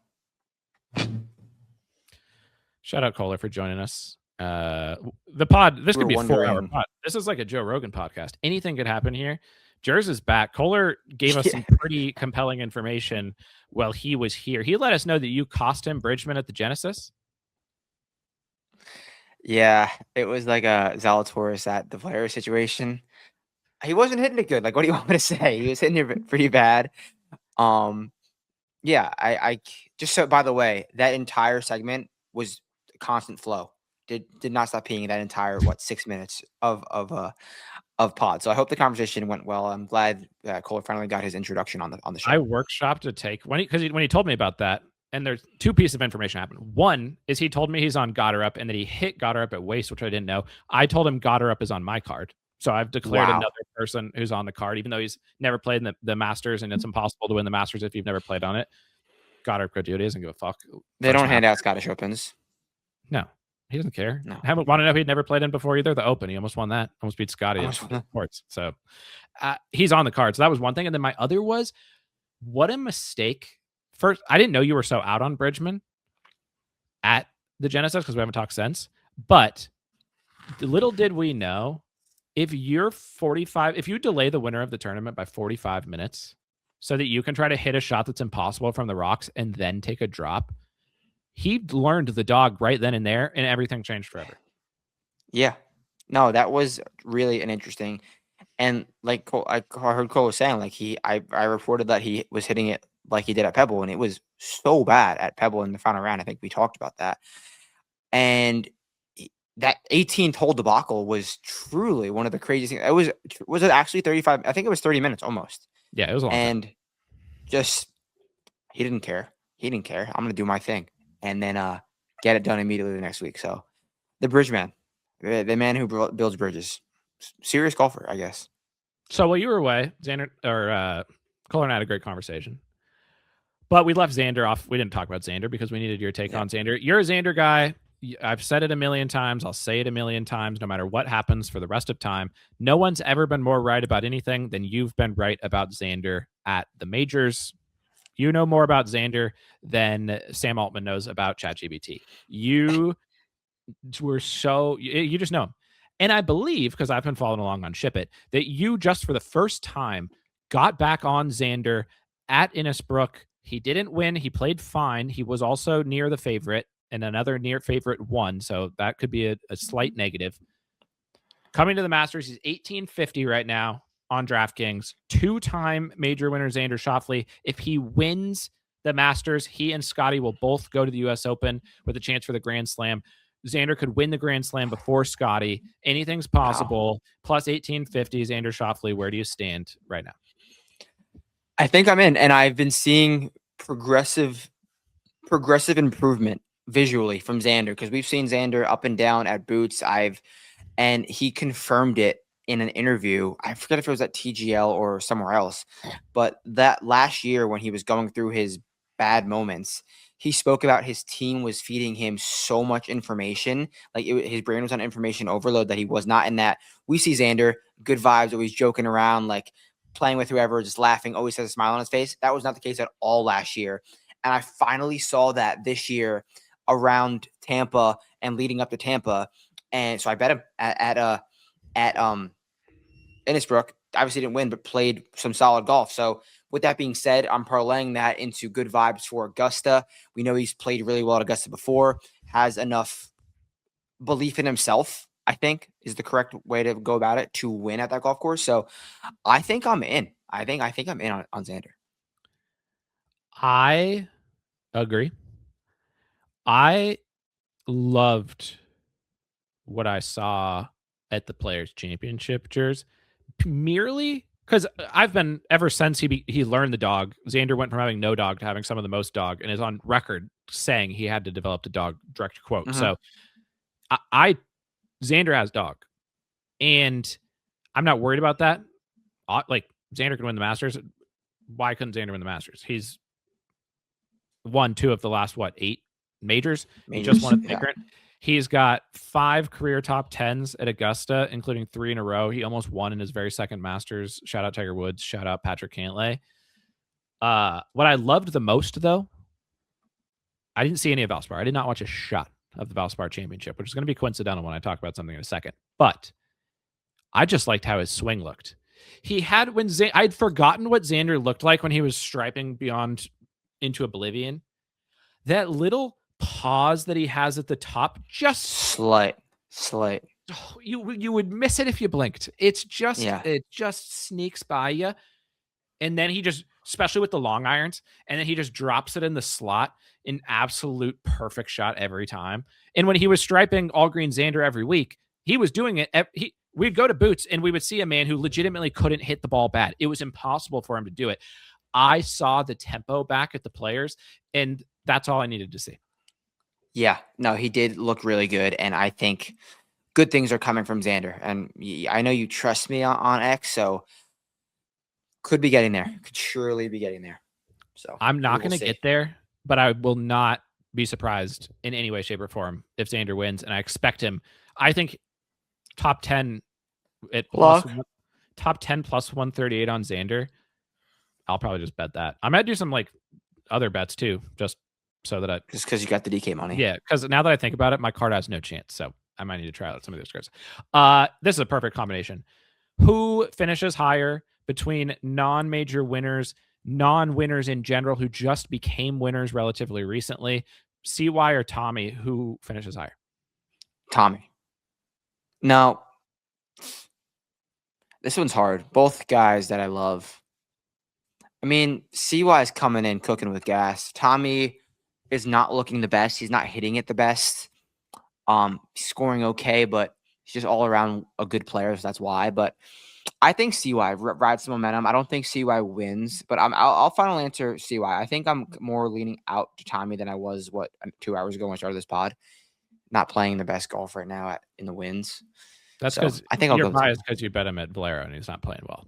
Or he's playing fine, but he's not playing as good as Bob. I mean, he's actually sneaky striping. He's 21st off the tee. He's getting 1.5, and he's gaining 4 strokes on approach in what 30 something holes. Here's my take. I think CY is more likely to win, but I think Tommy finishes higher. So that's a good take. Unpack that however you wish. Anybody can take that however they want. I think CY is more likely to win, but Tommy will finish higher. I think that's fair because I think you're saying CY has a higher ceiling and a more volatile floor. That does make sense. So and CY is going to win the Players and Augusta back to back. He's probably going to miss the cut. So sick if he does. Yeah. Where do you? Because you declared 3.5 majors, right? Was it 3.5? Yeah, that's a lot. Sawgrass is half, so you only need 3 more. You got your half. Yeah, you got your half. And I mean, I think his best chance in his brain is probably New York. So I'll say he wins probably Masters, New York, and then Philly's probably a great course for him. He's an open. No, I don't think it's open. 3.5 is that's going to happen. The next guy is where I'm starting my card. The next golfer is a golfer who has won a major.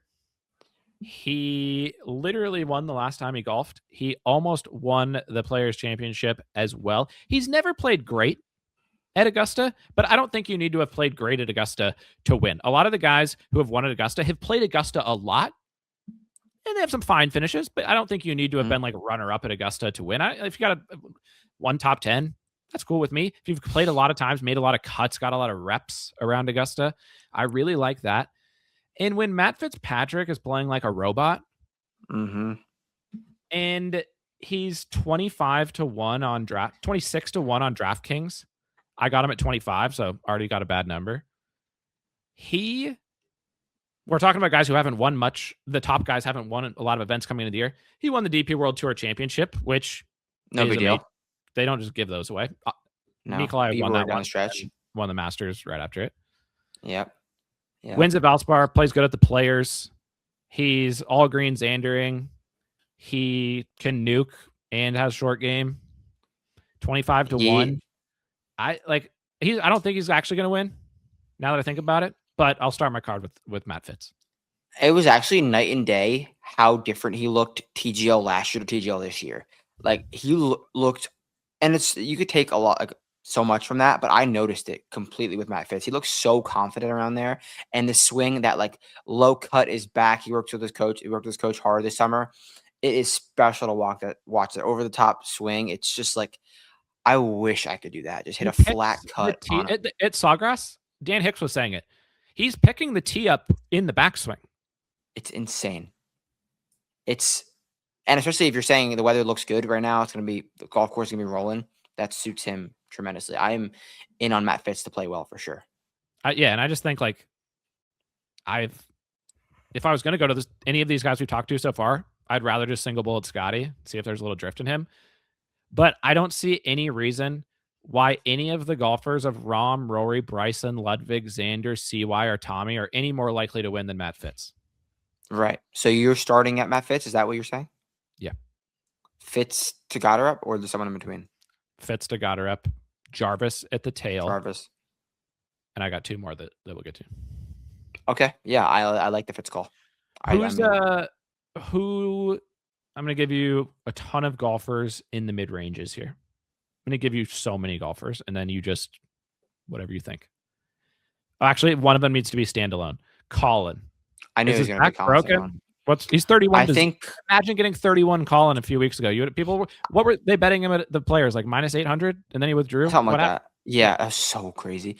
I think Collin is actually the sneaky golfer of the week. I think he's going to play well. I think he only withdrew this week because the weather was so bad. Like, I really think it's the only reason he withdrew. Truly.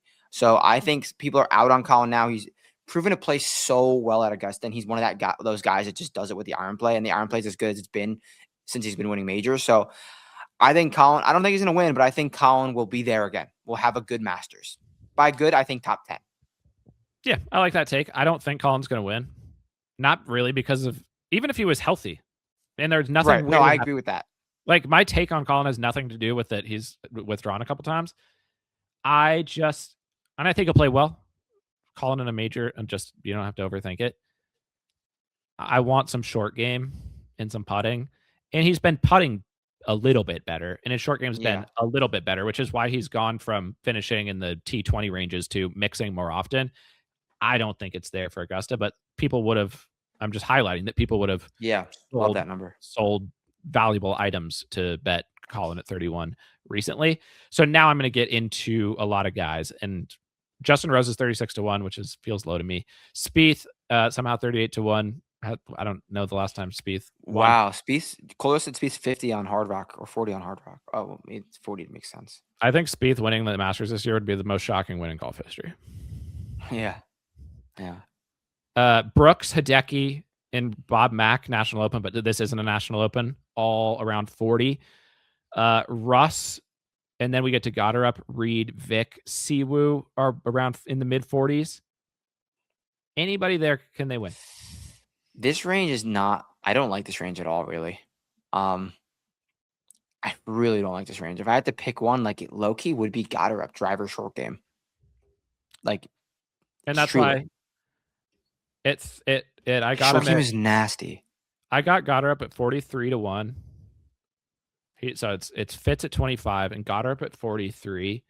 I know that it hasn't happened since Fuzzy Zeller, but why in 30 years could people be doing a podcast? The AI will probably be doing it, but it says, hey, remember when Gotterup was the last time somebody won in their debut? And people are like, oh, it's only happened twice in like 80 years. But yeah, one of them was Gotterup in 2026. Why wouldn't they say that? No, they could easily say that. Trends are meant to be broken. Remember my almighty quote? So everything has to happen until it happens. Yeah, nothing happens until it happens, and everything that's happened has happened once it's happened. Exactly. So yes, I can get to Gotterup. And if I want nuke and short game, he's perfect. And a guy who can gain with his irons when he's nuking because he's got the distance advantage, that's Gotterup. He can literally gain in any category on any given week. He's a unicorn. The last major he played, he was 3rd place. Since then, he's won in Sony and Waste, which is you got to have dog to win at Waste. Yeah. T6 at the Texas Children's Hospital Open, which low key I like because the last and now people are they're different players, obviously, but last year Scottie before or 20 who won the Masters last year? Rory. Last year he finished 47. T5 at the Texas Children's Hospital. Oh, he did. Wow. So Rory was T5. The year before that, or the 2 years that Scottie has won the Masters, in 2024, he was T2 at the Texas Children's Hospital Open in Houston. Then when Hideki won, the time of year was different, but Hideki, when he won the Masters in 2021, that previous fall was T2 at Memorial Park. So wow. I like the Memorial Park comp. I like guys who just played at Memorial Park. And that's going to actually lead into the other guy, I bet. You're going to hate this one. You're going to be surprised maybe by this next guy. Who's a mid-ranger who can drive or short game and is playing the best golf of their career right now and has played good at Augusta before? Driver short game. Played well at Augusta before. And when I say he played well, he had one of the greatest 9 holes ever. But Justin Thomas? I don't actually hate a JT bet, I'll be honest. But the next man on my card at 53-1, currently leading the PGA Tour in birdie or better percentage on the par 5s. This man, Jers, has played 100 par 5s this year. 100 times this man's walked to the tee on a par 5. He's birdied it 67 times. What the fuck? The top 5 right now in birdie or better percentage on the top 5, and these percentages are sky high. It's actually a joke. The PGA Tour should be ashamed by these numbers. Number 1 on that list and number 1 on my card in my heart, Minwoo Lee. 67% of the time, Minwoo has made birdie on the par 5s. He's playing the best golf that he's ever played. He's played good in majors before. I don't know if he has dog or he doesn't. Probably not. Okay. But he can cook. And when you said best 9 holes, that Augusta 9 holes is what you're talking about. I know what you're talking about. Yeah, and there was that one time where he birdied every hole. Yeah.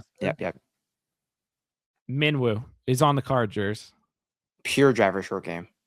No, makes sense. It does make sense. This is he played well here before. Good golf course for him. I mean, everything you just said. Playing the best golf of his life. Memorial Park winner.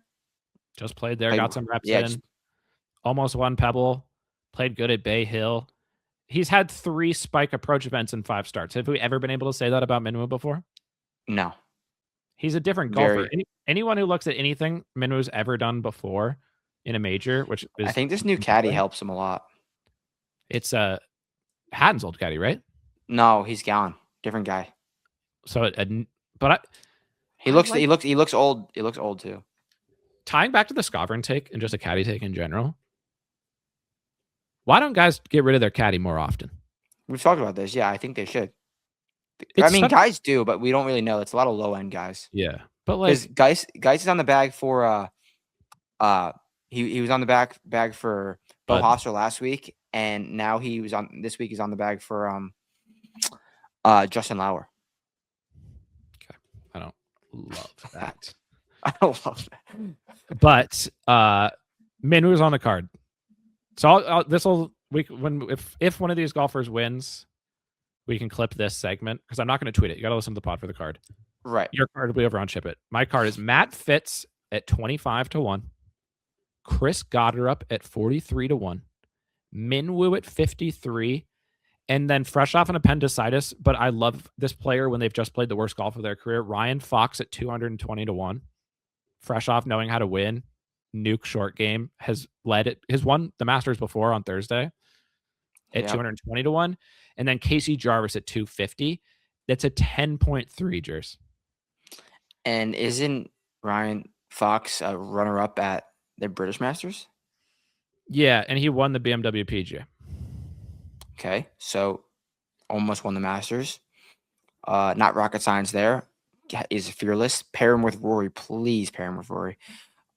No beef there. Bomber. Ryan Fox.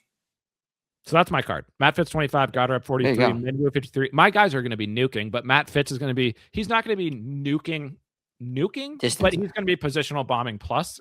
That's all I need from Matt Fitz. And Iron plays there. So Fitz 25, Gotterup 43, Minwoo 53, Fox 220, Jarvis 250. Who in the 50 to 100 range? We're talking about golfers like Patrick Cantlay at 57-1, Adam Scott, Akshay, Sepp, Jay Day, Jake Knapp, Tyrrell Hatton, Shane Lowry, Sam Burns. Corey Connors is back. Corey Connors will mix. Almost at Nikolai at 84. Nikolai can win. Kurt, Bridgman, McNeely. That's the rest of the guys under 100. 3 guys in there that I like. First one, Adam Scott. I think Adam Scott has a hard major mix left in his career. I don't trust the putter. I really don't, but he doesn't have to make 25 birdies here. Good lag putter on slippery surfaces. And can get hot once in a while. Striper. 2, Sam Burns. Good number. Almost won Oakmont. Would have won Oakmont if he got a fair ruling. And then 3 would be Maverick McNeely. Unserious, but I like the style that he brings into Augusta. Maybe a nice top 10 bet. I like that. Yeah, the guys that I poked around on betting in this range when instead I decided to skip all of them and go with Fox and then Jarvis. Because the 60 to 100-1 bets will eat up some of your X. Yeah. And they look tasty. They're usually not. Sometimes they are. Just shout out Justin Rose, but he's not this week. But I like Adam Scott. He fits in the kind of old man, but odds are fair enough at 62. And his iron play is special right now. Yeah. So I like that. I like Nikolai, not to win, but what Nikolai's doing right now is special. Yeah. Both the Hojes. Almost won Houston. There was a moment where both the Hojes briefly were there, but then Nikolai jumped back and they remembered falling really far behind. This is the take perfectly. They've literally flip-flopped in the odds. Like it was crazy. Yeah, I had Rasmus that week, and I thought we could have had a little duel. Then Rasmus just kind of fell off a cliff, and Nikolai stayed there. I wish Nikolai would have gave him a better fight, but he probably let Gary win because he's a good guy, which is fair. That was sick. Yeah, so sick. So sick. Can Gary win the Masters? 110-1. Sends it off the tee. Sends it. I considered betting Mav, but then I pictured with all of these guys too. I closed my eyes and I pictured them wearing the green jacket. I could see Gotterup wearing it with a gold chain, so then I was in. I could see have to do that. I could see Matt Fitz kind of awkwardly putting it on, and it's like the ceremony's a little awkward. Jim's in the Rory's trying to put it on Fitz and their boys. Like I could see Rory putting it on Fitz, so that was fine, but it'd be a little awkward. Minwoo just like cooking, putting the jacket on. Oh, looking so good. Fox I can see, and I don't totally know what Jarvis looks like, so that would make it difficult for me to imagine. Actually, but I can't picture Mav putting it on. No, can't picture Mav putting it on. Can you picture? I can picture Xander putting it on for sure. Oh, for sure. I can picture Lud putting it on with the aura. There's a few disrespectful numbers down here that I just want to highlight. That if they win, we just talked about them. We said their names. Cam Smith, Augusta specialist, unserious golfer. That's one of them. 100-1 Cam Smith. There's worse bets that exist. Marco Penge playing good golf right now. Marco Penge is going to whatever the worst strokes gained around the green performance in golf history is. Marco Penge will beat it this week.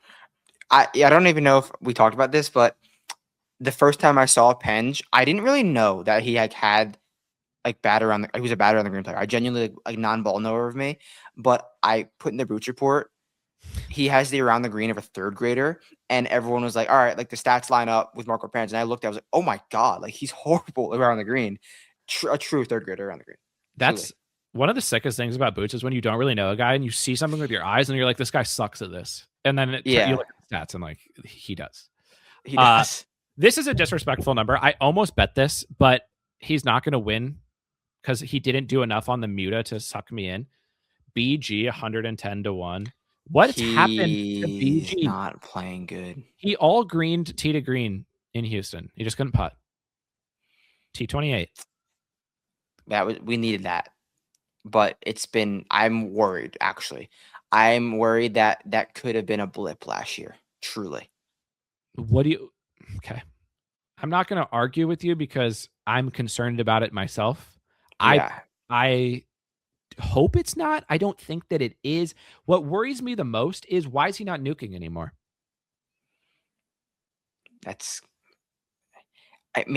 Too much effort. He's tired of it because no one swings harder than BG. Like no one swings harder than BG when he has to nuke. He's like, "Fuck, I'm just gonna give my all this year. I got on the Ryder Cup team. Maybe I had enough. Maybe it's like JJ Spawn because JJ Spawn doesn't care anymore." Finally, what if I hit you with this take that I just thought of? First of all, he needs to come back on the pod. We changed his career, and now he needs to have it changed again. So BG, come to the pod. Yeah. What if because last year, remember he switched his driver, he got the new Max Fly ball, and everything was vibing. Should we have him on before Zurich again? Should we ask? We should. That would be great. He better defend his title. Brooks is playing with. Shane. Yeah, Brooks and Shane. They probably want to win so bad. They need it. Shane needs something. They Brooks needs some status. Yeah, they care too much. No, they could win. They need it too bad. They're gonna be like 4-1. They should win, but I don't think they will. They need it too bad. You can't want Zurich that bad. No. Well, we BG saw wanted it bad. Yeah, you're right. But I think turn of the year, new equipment change for BG. There's no evidence to back this up. This is pure hypothesis. Pure brain. Yeah. New equipment, and he hasn't adjusted, and it's harmed his nuking. Because last year he got new equipment, became the greatest golfer of all time, not named Scottie. And now he's broken. But it happened right around the turn of the year when he probably was trying out new equipment. They said, hey, he's in commercials now. Every time I turn on the TV, BG's in a commercial. He's so famous. If he never wins again, if he never makes a cut again, it doesn't matter. But I need him to play better. Yeah, I do. I agree. Kohler is in on Max, apparently. Yeah, wow. Max is gonna miss the cut in San Antonio. What's the deal with Sungjae? Because I almost bet Sungjae at 120-1. Nope. Outside of like Scottie, Sungjae's probably the best golfer at Augusta over the last 5 years, and maybe ever. Loves firm greens. Loves so light much chips. It's a joke. So sauce. Yeah, it's special to watch. I got the pleasure of walking through 3 holes with them and just seeing how he prepped and watching him flush an iron from the fairway at arm's length. The tempo's there. He's looking back. He's looking better. I don't think he's all the way there yet. I mean, dog will never be there. But he could be first round leader. He could definitely be a first round leader. He's not going to win. But last year he was T5 and he was in worse form last year than he is now. Is Patrick Rogers in this field? Has Patrick Rogers given us any reason to be in the field? No, he popped up. I did a new thing today because I wanted to keep up on the golf, and I put the golf up on my second screen, and it's working tremendously. Because he just shot 77-76 in San Antonio. So I was wondering if he was in the field. He's mixed there before. Yeah. But Sungjae top 10 at plus 580. And also with that, Sungjae making the tour championship last year with the approach play of a child after I touched his irons in Phoenix. Was that the greatest caddying display to get up and down, or was that just Sungjae's insane short game? Probably a little bit of both. But it was special. It showed how much Sungjae loves Atlanta. I just think the pull of Atlanta was so strong that That's fair. nothing could keep him away. And even though it made no sense and statisticians the world over still haven't figured it out, we need we're probably 3 iterations of Claude away from figuring out how Sungjae actually qualified for the Tour Championship last year. But I think it's going to be there's a magnet between Atlanta and Sungjae. Yeah. That makes sense. We're at the point where there's a couple final questions. And the first one is an easy one. Random Euro of the week. Oh my goodness. I have to say that my 2 are Fox and Jarvis because they're on the card. I'll still pick another one while we're talking about it, a true authentic in the moment random Euro of the week. But I put the ball into your court first, and just to even buy you a little bit more time, and just so the listeners know, I got one who's in the tournament. We're talking about golfers like Alex Noren, Aaron Rai, Sergio Garcia, Tom McKibben, Haotong Lee would qualify. Actually, I mean on Haotong. That's my random Euro of the week is Haotong. That's a good one. Sammy Valimaki. Those are the types of people. Pong Sapak Lapakati is 400 to 1. Who do you like? Because Justin Rose was born in South Africa, he gets some leeway here. It is Aldrich Potgieter, random Euro of the week. Guy who nukes. People say that he hits the ball far. I'm not sure I've seen it, but you got to do that at Augusta, and I like that from old Aldrich. Low am. Let me get it in front of me because I don't want to miss out on anybody. Yeah, Mason Howell. That's the answer. Because that's where I was leaning. He won the USAM? Yeah. We came second. Have you seen what Miles has been up to? Winning everything. Good things. Winning everything. You hear that he was supposed to caddy in the Annual this week, and he was like, I can't. I just won. I won something, so I have to play in this. Sucks. Yeah. And he just finished top 20 on the KFT. Miles he was going to caddy for Asterisk. Yeah, who's also that could be the greatest duo in the history of sports, maybe. What's the leaderboard at the Annual right now? I'm looking it up. I think it's still Asterisk. That's the last I saw. She was winning? She was winning, at least early. Yeah, she's winning. She is? She's minus 11. Ortengren, Marin. I don't know any of these gals. They're probably all amazing golfers. They're probably all Ortengren sounds like a Viking. Sweet. Yeah, the Lady Vikings are real. The truth. Tommy OB on 18. Okay. Is he gonna make the cut? Yeah. Maverick almost full Keegan. He might miss the cut. Here's the amateurs. And we'll say anything we know about him. First of all, it's a shame that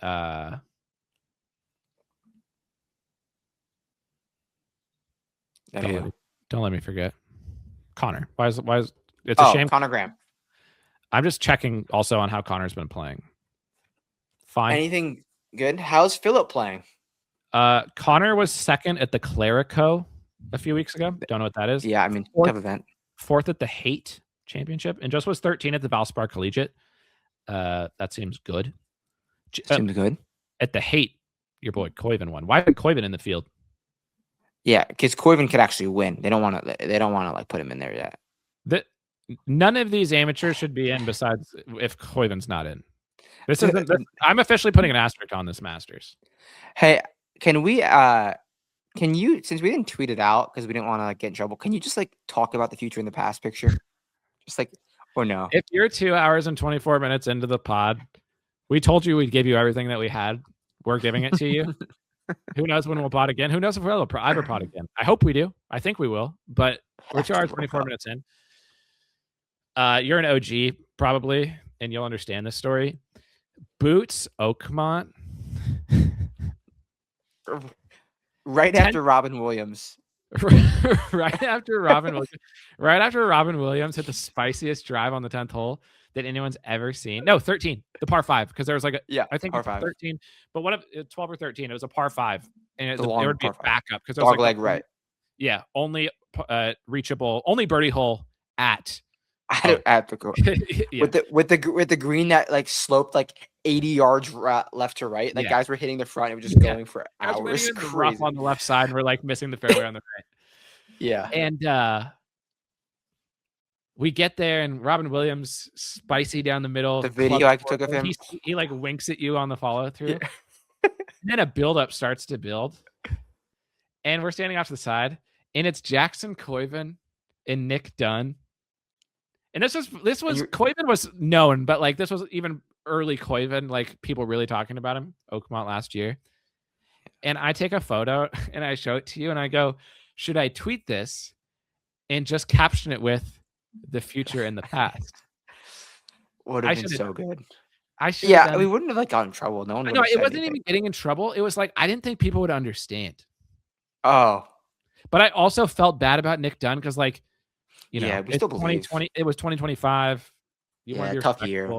Mental health, like, we're good. And he clearly was not in good spirits. Yeah, that was part of it. We had watching it with my eyes. I was like, it is the future and the past, but like, you don't want to kick a man while he's down. So that's why I did. And he probably had just seen me and got pissed because we know that that's a. You have a Nick Dunn take though that he saw you and you guys talked this year, and it might change things.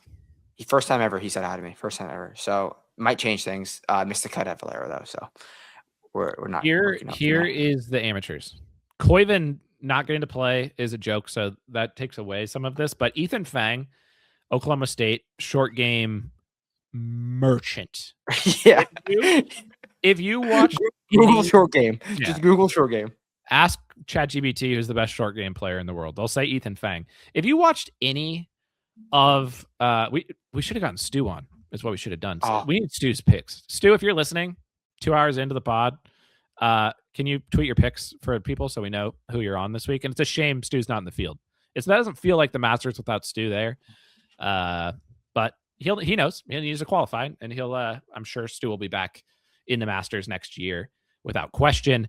But if you watched at Cypress Point and you watched any of the U.S.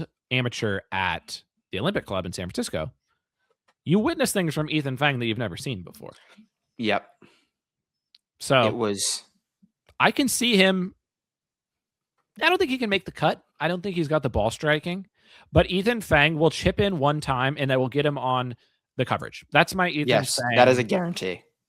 Ethan Fang chips in. They say they show that he's like +8, and Ethan Fang chips in, and everybody's cheering. And the announcers go, "That's Ethan Fang, the amateur from Oklahoma State. He's having a tough week this week, but what a moment for Ethan." But what people will know afterwards is they'll look at the stats and see that Ethan Fang gained like 22 around the greens, but it still wasn't enough to get into the mix. Someone named Jackson Harrington, don't know him. Brandon Holtz, don't know him. No, we need Brantley on the pod for this. Howell is a favorite, probably favorite. He's got to be favorite. Can Mason Howell win the Masters? He's 450 to 1 on Howell is disrespectful. Yeah, because he probably wins 4. So why not start now? Right. Yeah. I mean, you're high. You've been high on him since beat Miles in the U.S. Amateur. Right. Yeah, I don't mind that. What has he been doing since then? Hold on, let me just check on Mason really quick. Probably. I mean, while you're checking that, I guess I'll show you this because I should have started with this at the top of the pod when you asked me. -1. He missed the cut, but he was 1 under in Houston. Mason. What is he? Did he go to Texas? Georgia. Oh, that's right. That's right. I should have led with this at the top of the pod when you asked me like what's new. But these are the texts I'm getting now. Coffee Club. We can only see it says Coffee Club. What's the rest say? Just Coffee Club. Yeah. Because you're a coffee guy now. Yeah, which I just have been asking you. Remember when I melted about the coffee of the coffee cart at Troon or at Ports? Wait, you melted the what? I melted their mind when I just asked for a straight black coffee. Yep. Yeah, you did. Was that where we saw Figs? It was right before we saw Patrick Reed driving off the planet, and Kessler came up and gave us love. But I asked them for a black coffee, and they were like, "Oh, why? yeah. What do you mean?" And I was like, "No, just like put coffee in a cup and hand it to me." And they were like, "Why would you do that?" No one's asked that. And then they gave it to me, and they said, "Do you want a lid?" I said, "No." Yeah, I'm good. I'm good. That's all. How much? But yeah, then there's FIFA Pakti from, I believe that flag is Thailand. I assume he won the Asian Pacific Amateur. So welcome to his name is FIFA in the same year of the World Cup. He may be the favorite. And then Yeah. Mateo. I think it's going to be. I don't think he goes to Arkansas. He's probably they're gonna play. He's gonna play practice round with nations. That's true nations. Italy. Oh no, he's Argentinian. Matteo Palacini. So you're good. It's not Italian after all. And he can't. And then because of that, he doesn't have the World Cup hanging over him. And because of that, Matteo Pollicini is my pick for low end. You would never believe what he looks like. I'm looking him up. When you Google Haas, Matteo comes up. Absolute Haas. This guy looks good. What he probably mashes the ball. He won. So this is, how old is this guy? Matteo Pollicini. I need more. Arkansas 20. Hold on. Oh, and he came from a JUCO or a small school, so he probably won everything there. He's a grad senior. I'm following him at Arkansas. It's pronounced Polcini, as we expected. Yeah. He spent 4 seasons at Oklahoma Christian, probably playing in the wind. Good golfers go to college in Oklahoma. There's 3-time Division II All-American. You want to know the one staple that I know he's a baller? I just went to his Instagram. One person follows him. Any guess who that could be? One person follows him. The superintendent at Merida. I don't follow him, so probably you get the notification of if you have mutuals. Stu. That's it. Followed by Stu. Like, what more do I need to say? Low amp for pick is Polcini. This guy looks like Gotterup. I assume he nukes. I know nothing about his game, but he looks like he nukes. And he qualified by, I assume, by winning the Latin American Amateur Championship. He's also won the Alberto Mascalino do Sao Fernando in Brazil. This one was in They don't give those out for either. They definitely don't give those out. He's got a chance to be number 2 Mr. Worldwide behind Patrick Reed. This guy wins. Damn it. And this alone is making me upset that I'm not going to be there, because seeing him play the practice round with nations would be truly strokes gained South America. That's it. One of the best things about boots at majors is seeing practice rounds, the AMs. We'll see. This is very much TBD, but it's more possible than not that I may have the hookups on a place to stay for Shinny, which would be levels of special that would be hard to understand. And we don't need a lot of time. We in and out. In and out. It won't even hear us. There's a pool, so it would be nice to at least maybe take a dip. But we'll be in and out quick. But yeah, Pollicini for low am, and then low old guy. Who of the old guys do you think finishes the highest between Jose Maria Olazabal, Fred Couples, Mike Weir, Angel Cabrera? Second BJ for me. 450 to 1 on BJ. BJ made the cut at the Sony, right? Oh wait, these numbers I'm listing off of, I thought I was listing off 450 to 1. This is 4,500 to 1 on Mason Powell and Matteo Pollicini. I might just bet everybody over 4,000 to 1. That would give me Pongsapak, VJ, Howell, Polcini, Harrington, Jackson Harrington, Angel Cabrera, Nayuku Kataoka, Brandon Holtz, Mike Weir, Fred Couples, Jose Maria Olazabal. If you want to make the Masters 4,500 times, I think one of them can win once. Right. And if you put $100 on Matteo to finish inside the top 10, you can make $10,000. You can do that because he has to nuke it. Gotterup comp. We already know he's Gotterup comp. If anybody has boots this week and can report back on Pollicini, yeah, that's what we need. That's what we need. Davis Riley's in the field. How is he in the field? I don't know. How is he in the field? How is he in the field? Like, actually, how is he in the field? Oh, probably the T2 at last year's PGA. Who could forget? So there's I love Davis Riley. There's nobody that has a higher ceiling and a lower floor in the world of golf. Like, truly. It's so funny, and I love it because so often he plays with somebody who's shooting like the round of the day. He'll be like someone will be 9 under. Davis Riley's like shooting 78, and like Well, he's always in the featured groups too, because like he's a former like winner and he's in every event. So like they put him in there, and yeah, it's like he's playing with Lud, and Lud's so like 42 under, and then they cut to Davis Riley. But first of all, we always say with Davis Riley, he does bad. Like he went through a tough stretch off the course. And then he came back and mixed hard and won. So shout out Davis Riley. Every time we shit on him, it's just because it's so funny that his finishes are truly capable of beating Scottie in the mix, and then also literally being the worst golfer ever to get a tour card. But 575 to 1, maybe. Final question for you.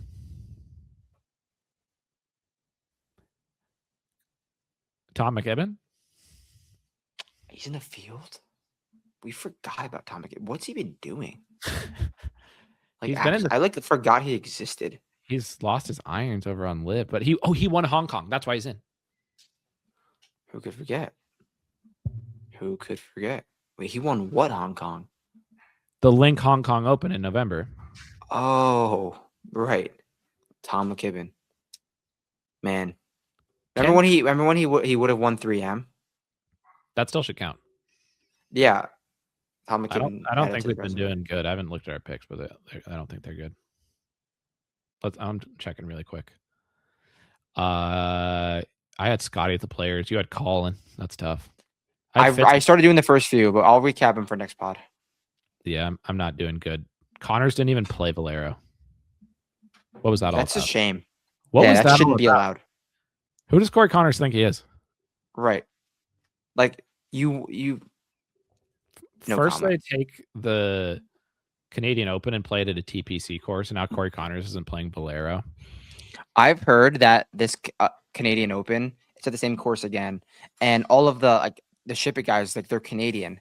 So I was like, they were talking about potential boots, and they were like, this is truly the worst logistical course in the history of golf. Like it's like Kiowa on steroids apparently, and it's funny because the one time I've ever spoke to Alex Smalley, he brought that up for whatever reason. Like Toronto is better off like not even going. It's a joke. So don't think Boots Canada is going to happen, but I thought it would have. Bud Colley's T3 at Valero right now without it would be sick. I know.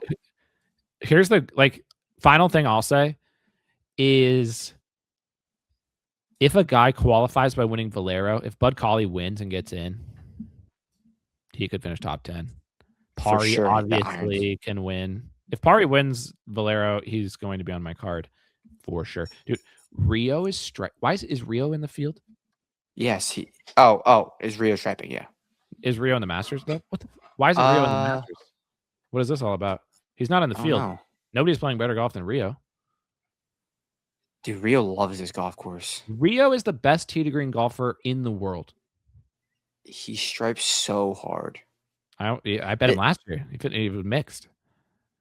He's putting well today too. But we'll finish with that. It's a shame that Rio's not in the field. Tee to green, best tee to green golfer in the world. He was in the field in 2024.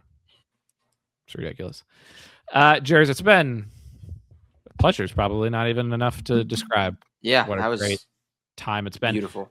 World Cup take. Give me France.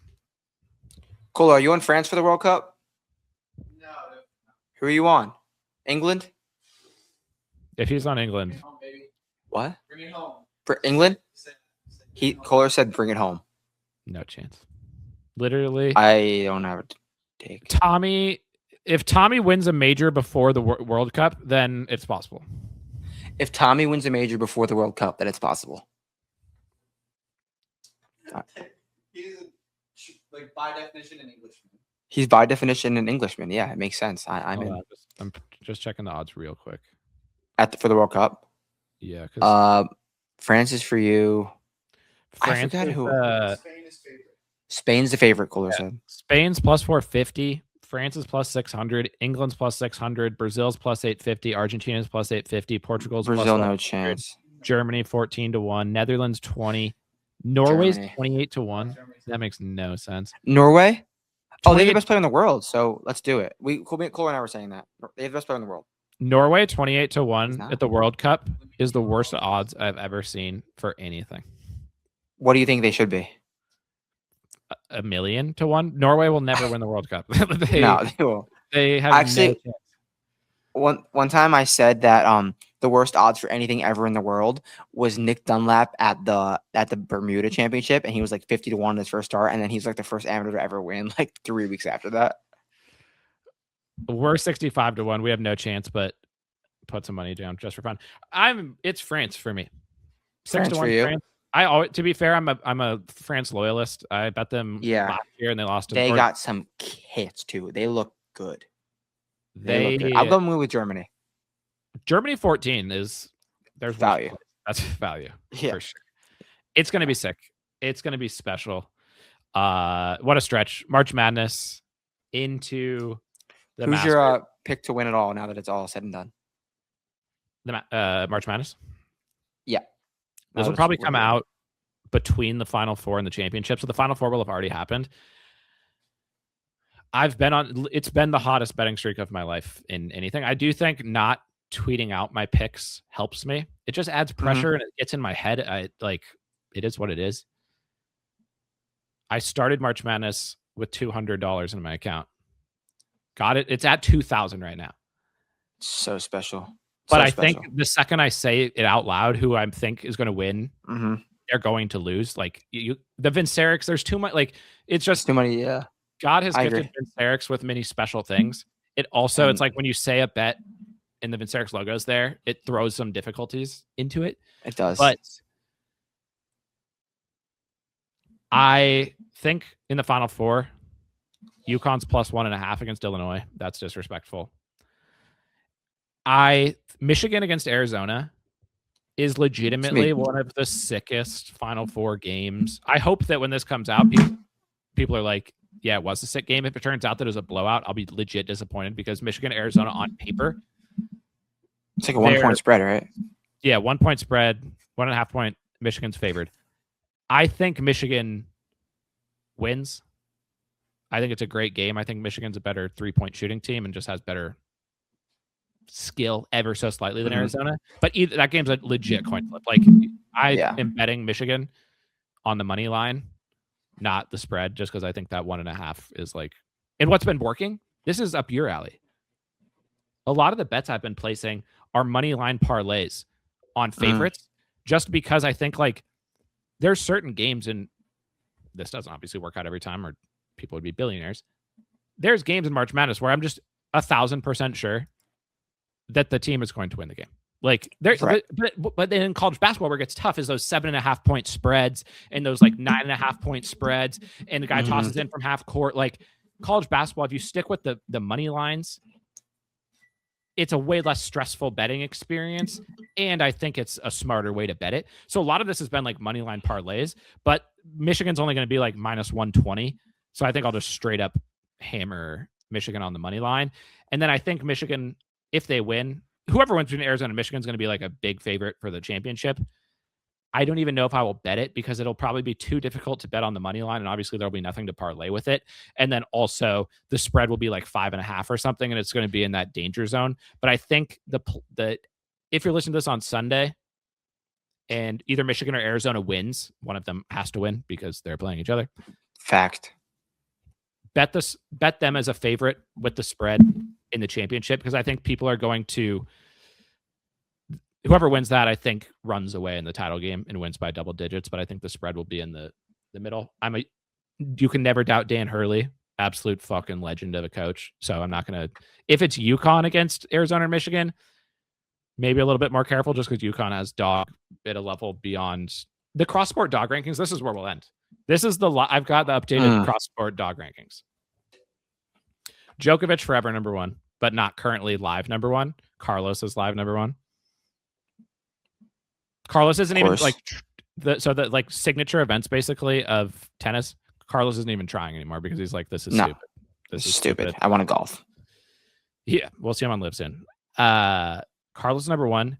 Dan Hurley right now, and over the last few years, the UConn basketball coach, he's probably number 2. So if UConn's in the final, if they beat Illinois, which I think they will, who knows? I'm not going to make any definitive statements, but that's if listeners are just curious on some takes for the Final Four, I'll take Michigan over Arizona.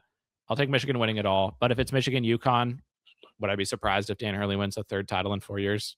That'd be like being surprised if Brooks wins a major. You would not be surprised. Right. Fair. There you have it. 2 hours and 45 minutes. Don't have a pick. Easy. Just another day. Germany 14-1 at the World Cup. That's what people came here for. Parlay with Scottie. It's not bad. If you're gonna, it's actually not bad. Scottie parlayed Grand Slam. Don't hesitate to sprinkle it. I think I might make some Scottie World Cup parlays. That is to get your Scottie fix. Let's do that, sick. Adam. Yeah, let's do that, Adam. Let's do it. Hold on. I just want to see what is Scottie. Yeah. And France. That's sick. Football. That is no special. Soccer. 4. Okay, let's get in here. It's dangerous when you're on a heater too, because like the reason I've been on a heater is because I've been sticking by a strategy around college basketball. I'm going to lose all my money on these stupid bets, but that's Scottie Germany 75. Scottie, where's the French at? Scottie France team is so sick. 35. 35. Plus, 34.70 on Scottie France. It's honestly not good enough. I'm not going to bet it. Scottie Germany 75. I'm in on that. Scottie Germany is sick. I'm going to look for some stuff to parlay Scottie with though, just for Kohler vibe. Kohler texted me from upstairs. Tommy England. We got it. We got to put that in. I got to see what it is. That's a good one. Tommy England is okay. Tommy England is 181. 180-1. This is 2 hours and 47 minutes of pod later. Kohler joined in for 20 minutes, so now people even know who Kohler is. We've covered the gambit. You stay for this moment. Yep. Tommy to win the Masters. England to win the World Cup. Generational 3-4 month stretch for England. Tommy returns to the Open. Homeland. When is the Open versus when the World Cup is? That's a great question. What if they're like a week apart? The Open goes until July 19th. When's the World Cup schedule? Hold on. World Cup final. July 19th. Oh my God. Oh my God. They finish in the same day. The World Cup final and the Open. Is that gonna be the best day ever? Tommy wins the Masters. England's in the World Cup. Oh my God. We gotta go. This is gonna get slashed. So we gotta get this bet in. Tommy to win the Masters, England to win the World Cup. The final round of the Open at Tommy's home course at Royal Birkdale is July 19th. It will probably finish at like 1 Eastern. And then the championship game of the World Cup is at 3:00 in New York. Clip it. Ladies and gentlemen, that's the pod. We'll talk to you later.